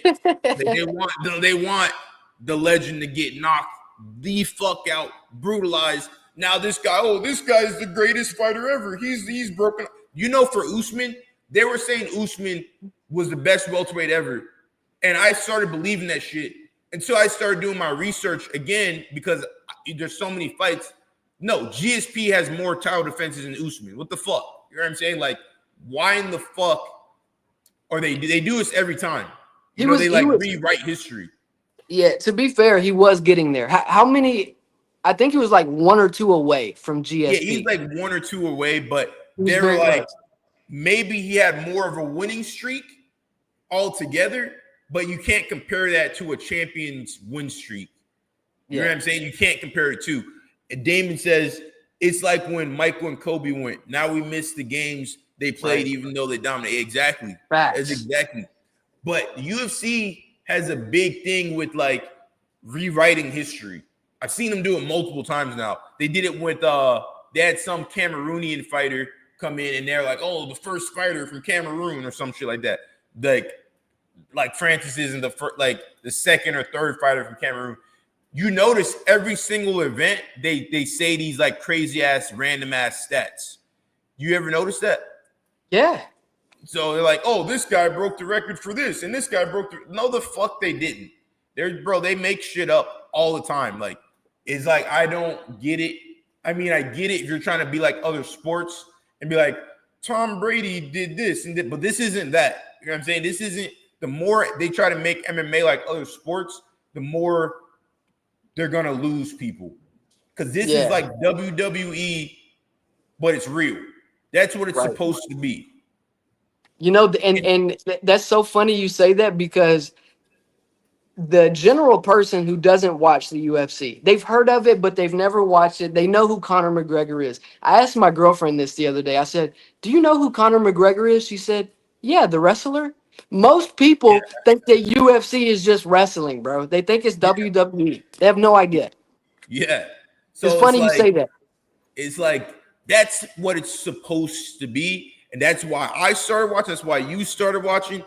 I'm sure you started watching because you watch WWE and then you're like, oh shit, they're really throwing down. Like, oh shit. Like, that's like why most people started watching, the consecutive punches in the face. in the first and second. Yeah, that's hilarious. Yeah, that's the type of analytics they do. You're absolutely Exactly. right, Yeah. bro. Random ass, oh, this guy has actually the biggest balls we've seen, like just random ass shit that they be saying. Like, I'm like, bro, what the fuck? Where in the fuck are they getting these? Like, they just get like, John Anik was talking one time. He's like, yeah, this fighter, he's on child support, and he's like, do you ever see a clip? Dude, yes, I've seen shit like that. When who was that they were talking about? I forget. I completely. I remember when I remember when Neil Magny was fighting Ian Gary. I know that there was some stuff that was being talked about, not just by Ian Gary. I want to say because they'll have like the keys to victory, Daniel Cormier's keys to victory. Sometimes they'll put like personal life shit in there. I'm like, bro, what's that got to do with anything? Yeah, it's like they're just trying to be, and I think getting off ESPN is going to be the best thing to happen. I think when they got on ESPN, so Bruno Silva's 35 years old. The other dude, Joshua Van's 23 years old. By the way, I'm going to go with the 35-year-old because the 35-year-old we have seen in MMA, that's like the golden age for MMA fighters. But I think going on, matter of fact, I'm going to make a video on that. Going on ESPN actually did more damage. No, I'm not going to say it did more damage than good. It was necessary for the time, but it's time to get off ESPN for sure. I think it's time to get on Netflix and go back to the fucking UFC 100 days. Like, we want exciting shit. You know what I'm saying? And they're with TKO, so. I agree. Yeah, bringing up a man's child support record is wild. It is freaking hella wild. Yeah. Yeah, bro. The only thing, and I agree with the Netflix sentiment, like that's the future. I think that's the future. Like it's a win for the streaming platform. It's a win for the organization. The only thing is the UFC is so big. Do you remember the Jake Paul and Mike Tyson fight? Of course you do. Everybody does. That fight was almost impossible to watch on Netflix because it broke. The platform broke. I think they've experienced that now, and they're going to have a better because that's the first time that they have a girl who like it basically looks like Ariane Celeste. Like that's fucking weird. But yeah, so I think they've experienced that, and now next time they're going to be more ready for that. But could you imagine UFC on Netflix and it's back? Oh shit, Bruno. See what I'm saying? Bruno came out, he already swept him with the kick right off the bat. That's the experience that in martial arts it takes time to grow and get. Like you don't get it, real quick. There's like guys who are outliers. Bruno also looks juiced up allegedly because he has crazy acne on his back. We don't know what's going on with that. We know there's no more USADA. We don't know what's going on with that, but allegedly he looks like he's on a juice. Let's go. Like for example, one of the greatest fighters ever was juiced up Vitor Belfort, right? TRT Vitor, legendary fighter. So, and he was 36, 37, 38 years old at that time when he was spinning back, kicking, beating people's ass. So that's the thing. Like the problem with ESPN, especially all these new fans in the sport, they don't know what the fuck they're talking about.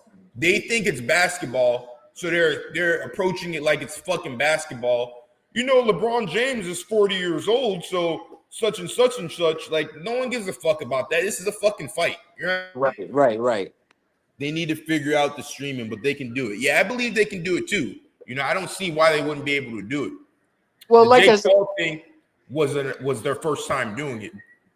Yeah, like I said, Amazon Prime has figured it out with one championship, and by all the metrics, one championship is supposed to be the biggest MMA organization in the world, or combat organization in the world, because they have all of Asia tuning in. So I'm gonna start checking out that one championship through Amazon Prime and making videos on that. One championship has fucking great fights. I've been seeing their highlights.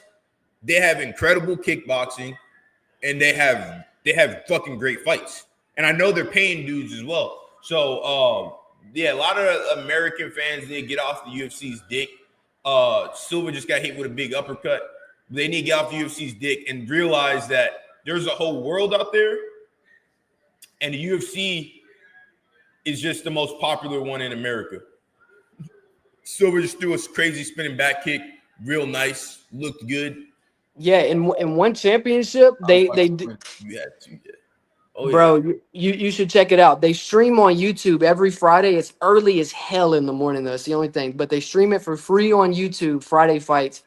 And it's like they're guys that are trying to make it into one or trying to secure a contract. They pay those guys 10 grand. Big shot.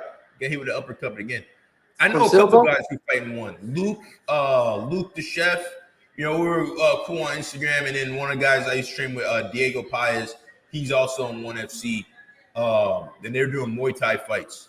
You know, Bro, for the longest, if you're an American fighter and you're a kickboxer or Muay Thai fighter, there was no way for you to make money. So ONE FC coming in is great because now these guys who are really good Muay Thai fighters have the chance to actually make money and do Muay Thai professionally.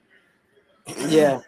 Yeah, the Muay Thai fights are my favorite to watch on one. And it is like another level of toughness because these guys are getting smashed in the face with elbows. And yeah, it's just different, bro. That level of just Van toughness. going hard. Oh, yeah, Van is going hard. I think Silva's going to weather the storm, though. Yeah, if you want to see good striking, like exciting striking, Glory Kickboxing. Just look at the highlights. Now, they have multiple different shows, but Glory, just look at Glory highlights. Really exciting fights. I think you'll get even more of a love for MMA and UFC if you watch Glory. Like sometimes I just fucking just watch Glory, you know, and I just rather watch that because it's I've been on a big kickboxing kick the last like few years. It's so much out there, bro. Like if you really partake in all of it, you'll never have a free moment because there's karate combat, there's PFL, there's ONE Championship, there's UFC, there's all your regional scene stuff going on. Like and not even including boxing. If you were to just consume all of it, you would never have a free waking second. Oh yeah, ONE is a real competitor. But Damien says the women fights are the best in ONE. Those little girls spark it up. What do you think? You would know better than me. Oh, 100%, bro. 100%. I don't know if some of the girls in MMA are on the same level as some of the girls in other organizations, but these Muay Thai girls, these girls that do the kickboxing, like Stamp Fairtex. Have you ever seen her before? No, Or Angela or Angela Lee? She used to be the MMA champion in I believe Atom weight. Angela Lee used to fight UFC, no? No, I don't think Angela. And so Angela Lee's whole family is in ONE Championship. It's her brother, and she had a little sister that her little sister recently passed away, bro. It was like tragic. Yeah. What happened with that? Did she die fighting, or what happened with that? No, I would have to go and look at it. They didn't disclose it at first. I think it could have been some mental health stuff that happened. But yeah, that's right. I remember that. In Asia, with this Muay Thai and kickboxing, these kids are fighting from the time they're like 6, 7, 8 years old. And that's another thing. That's another thing that's so special about ONE Championship. Their fighters are usually homegrown. You know, they're coming in there at 16, 17, 18 years old, and they're staying the whole time over there. Yeah, that's their career. That's I like that because they have a career path, right? As to where UFC, they say, oh, it's an opportunity. It's not a career. No. If you're fighting, like someone like, let's say Bob Sapp would literally fight 8 times a year and make $250,000. Like, no, if you're a fighter, you should be able to make a good amount of money fighting. Like, it is a career. You know what I'm saying? So, ooh, damn, Van is throwing hands. Van's throwing hands fast. Silva's trying to take it to the ground now, which he needs to get to the ground ASAP because Van has some fast-ass hands. And Van looks like a guy who would be in ONE FC as well. You know, the way he fights, I don't know anything about Van. I don't know where he's from. This is my first time seeing him fight, but yeah, he's definitely a striker. Silva is getting kind of pieced up. And What he's trying round to are we? do a big overhand. What round are we in? 2? Round 2. Van won the first round for sure. Van has really good boxing. His kicks are mid. His hands, his boxing is clean. I mean, so far the fights have been good. I mean, hey, what do you guys think? Did you guys see the heavyweight fight with Sergey and Waldo? What do you think? Did he get robbed? Because I missed the first round. We missed the first round of that fight. Did Sergey get robbed in that fight? When I saw Sergey got robbed, I want to know what you guys think. I've seen Joshua Van before. I'm trying to look up who he fought last. I've at least heard the name. Man, he fought the Ray Tasuri, that Asian guy with the long hair. I remember that one. You posted that clip of that Asian guy. So it's a popular clip. He throws a flying. I don't know who that was. It was like some sort of weird organization I never heard of before. Yeah, that's fighters, you know, that you won't know and you won't see, you know. So, like in Russia, you know how many fucking good fighters are in Russia just getting paid bank over there? And they have no need to come to America, you know? You know Alexander Shlemenko is? Yeah, Shlemenko. Yeah, bro, there's so many out there. And I just want to find a way to kind of get people's eyes over to some of these other organizations. And I'm going to start with one championship. I'm really going to commit to making these videos. Yeah, I agree. I am too. And it works out perfect. It works out perfect because their fights are on Fridays. Yeah, and you know, thing about one is they're not all corporate. You know, right? It's like what MMA is supposed to be. Like this corporate shit is not what MMA is supposed to be. Like, no, you want to see what the last time. Oh, Silva almost got. Oh, he might be over. It might be over. He's getting ground and pounded right now. He's trying to survive. He's on a double leg. He's just kind of getting hammered. He's trying to weather the storm. He's back up. All right, there we go. Hey, Silva or Van has great boxing, but now Silva took Van down. You know, Van's trying to get back up. He's about to get taken down again. Now this is where we see because now Van's about to start getting tired soon here because he's boxing. He's going to start getting tired sooner. And then we're going to see what he's really made out of. Sergey fell off from round 1. It could have went either way. I had the drunken master. I got to see round 1, I guess. But, yeah, ONE FC, what they're doing right is that it is, like, for example, the golden age of the sport, right? Well, we could say, like, UFC 100, whatever. But in recent time, when McGregor came out and his walkouts are different than everybody's, oh yeah, Van's going for the finish right now. He's throwing bombs, but Silva is still in there. Silva's still hanging in there. He has a good guard. He has him in his guard. Silva's a dog. But like when McGregor's coming out and he has an exciting like walkout and shit like that, that's what fans like to see, right? Like Adesanya coming out with his walkouts that are different, that are special. That's what we want to see. We don't want to see this corporate bullshit. And it's got that feel to it too. Like whenever you win a big fight, the confetti falls from the sky. It's got like that pride kind of feel to it a little bit. Yeah, and that's what if the UFC is not careful, they're going to lose. They're going to become number 2 because they have a lot of money over there at ONE FC.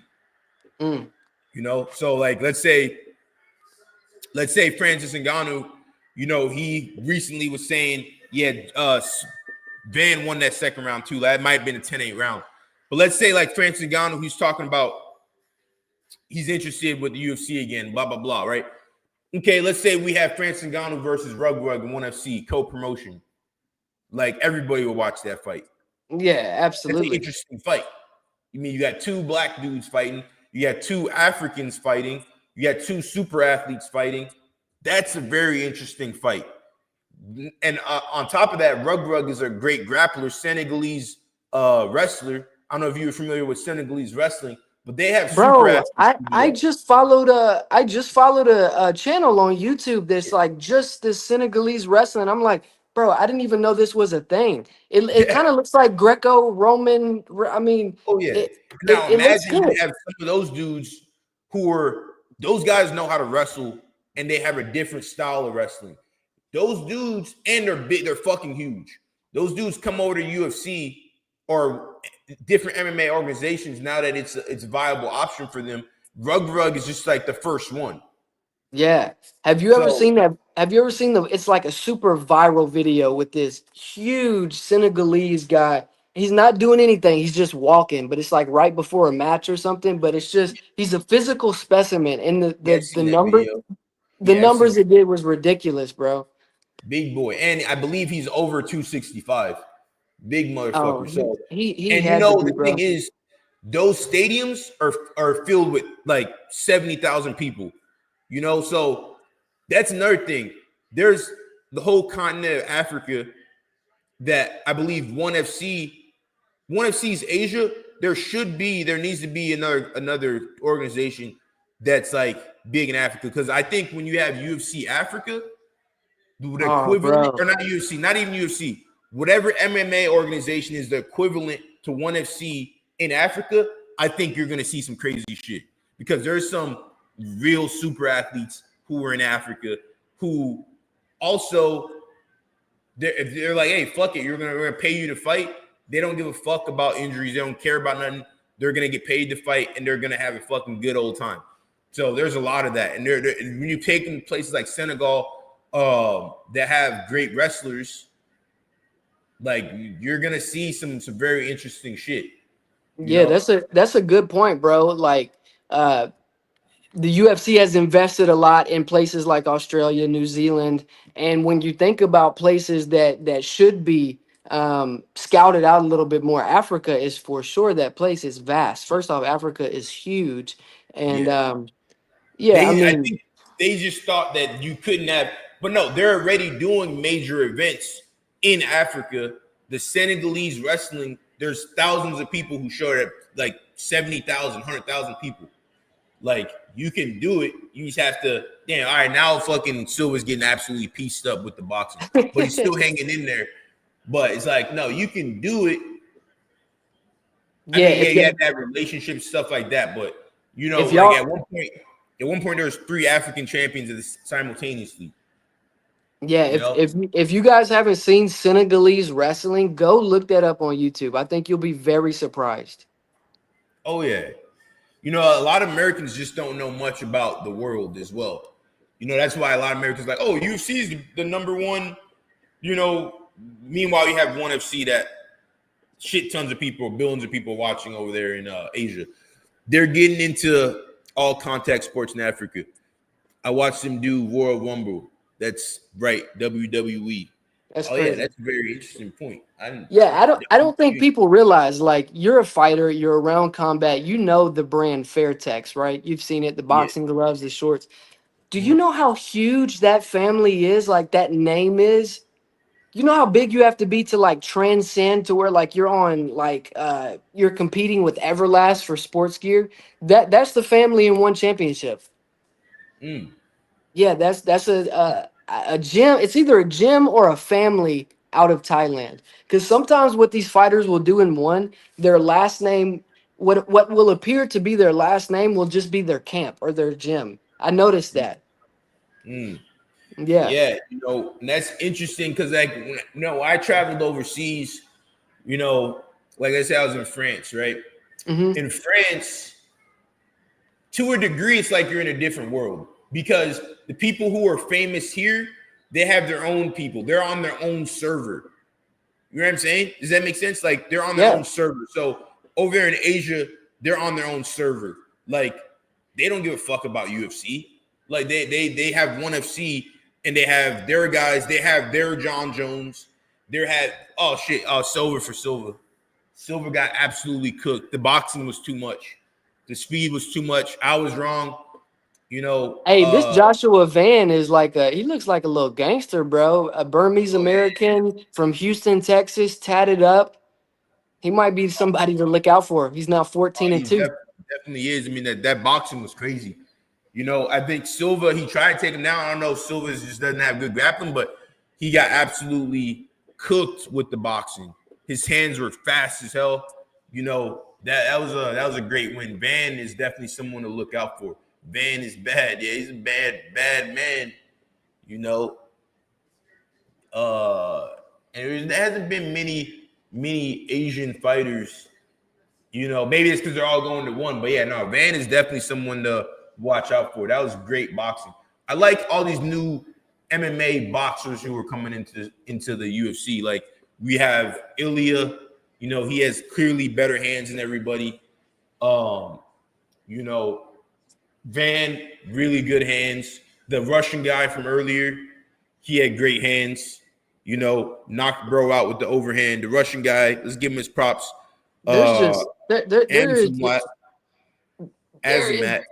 There's just so much out there for people now. If you want to go learn how to box, you can get decent with your hands.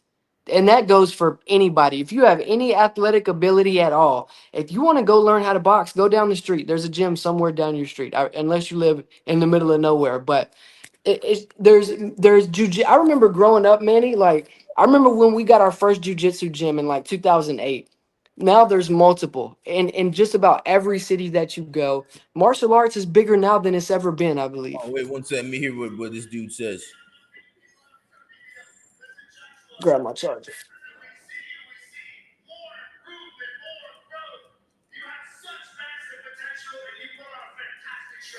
Pretty decent card already. Yeah, I agree.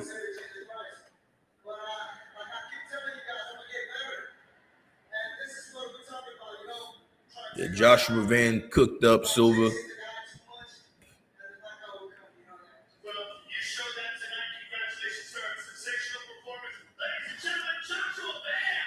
And first thing he said, you know, he wants to thank his Lord and Savior Jesus Christ. Now, there's something that is like you see all the best fighters. Jon Jones, he's always like, you know, I want to thank Jesus Christ. You see Khabib and Islam, they're Muslim. So any type of religious fighter, it gives them an extra gear. Like this is like something that is that has been seen many times, you know, particularly when you're talking about the best fighters in the sport. So let's think about the best fighters of all time. You know, Jon Jones getting a lot of heat right now, whatever, but we have to say Jon Jones, super religious, regardless of whatever. Oh, Trump is there as well. Is he in the building? Yeah, as well, yeah. Bro, you heard about Trump and Elon Musk falling out? Yeah, I've seen that. Yeah, I want to see what the crowd reaction is. Trump and Dana, they're doing their little walkout in New Jersey. See, so Dana, he's just too much of a he's hanging with the president, like he's too famous now. Like he doesn't care about, you know what I'm saying, the UFC like that. Yeah, he's not the same as he used to be. But it's just not the same no more, you know. No, because a guy like that who conquers and who does so well in the business world, they can never get enough. They're constantly looking for the next thing, and not everybody can be that guy. There's only certain people who can step into that, and I think Dana White's one of those guys. So this new political affiliation that he's got, I think is a lot of stars in the crowd. You know what? Maybe you're right. Maybe O'Malley does push the needle because you got a lot of stars in the crowd. We got Tyson there. We got Trump there. We got Rogan there. Obviously, a lot of guys are there. So maybe O'Malley really is that dude. Me personally, I don't see it. I don't really see that a lot of people are like super O'Malley fans. I think he's a cool guy. I met him before. Nice guy. But yeah, I mean, I guess he is because there's a lot of superstars in the crowd right now, you know. But I think he is too big, he is too famous nowadays. He's with the more powerful people, so why would he care about UFC like that, you know? I just hope they have a good predecessor in place, and I'm sure that they do. We're talking about a multi-billion-dollar company, so looks like he's put up with a long day. Yeah, I agree. Can you imagine? A little stressed or a little uncomfortable. Can you imagine being the president of the United States? like flying in after a long day of dealing with whatever the hell, going here, and then after that they'll probably go do dinner, then they'll fly wherever else, then he'll have some other shit to do tomorrow morning. Bro, can you imagine? Yeah. And he said Trump needs a break. Look, to be honest, you could say whatever you want about Trump. In my experience, he's done more than like pretty much any other president in my lifetime. Like Bro, in his first 6 months, he's done a lot of shit, and he's really trying to make a difference from what I've seen and what I've been watching. So it's like, yeah, he's putting in work. Mike Tyson's wearing a salmon suit. I wonder how he asked for that. Why he asked for that color? Yeah, he is wearing a salmon. You can't miss him. He's in the front row, salmon suit. He got his wife with him. I'm just glad that Tyson lived through the fucking Jake Paul fight. I don't like to see our legends get done like that. Yeah, he made a lot of money, whatever. I do think Sean's gonna get cooked though. I think him coming out without the hair color is gonna make a difference. Yeah, it'll be interesting to see, bro. We'll see if our thoughts on it and our takes turn out to be true. I'm about to go ahead and get this fight loaded up, bro. Oh yeah, I feel yeah. So guys, check out Deal with Will. Great channel. Let us know what type of shit you got coming. Where you posting soon? Yeah, bro. So I right now I cover every single card to the best of my ability. I do shorts. That's a big part of my channel. Just some highlights, but on fight nights, I'm usually posting a short about every single fight, unless I'm on a live stream like I am now. And then I usually do a video before the fight, and then after the fight, talking about what I saw in the fight. I've also started doing the One Championship stuff, so that's a little niche thing that I got going on.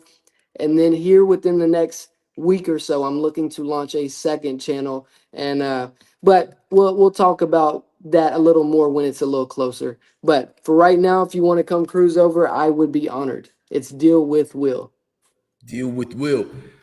So a couple things, guys, you gotta start watching One FC. If you're not watching One FC, don't just watch UFC. There's a lot of great fighters out there. Glory. My one more thing, our predictions. I got Sean O'Malley cooked tonight. I got Kayla Harrison winning. I got Kevin Holland winning. I got who else is on there? Who else did I miss? Let's see. Joe Pyfer, Kelvin Gastelum. I got Gastelum.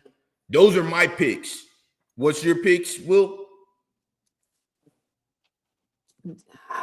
That would be my exact picks. Now who I want to win, that's a different thing.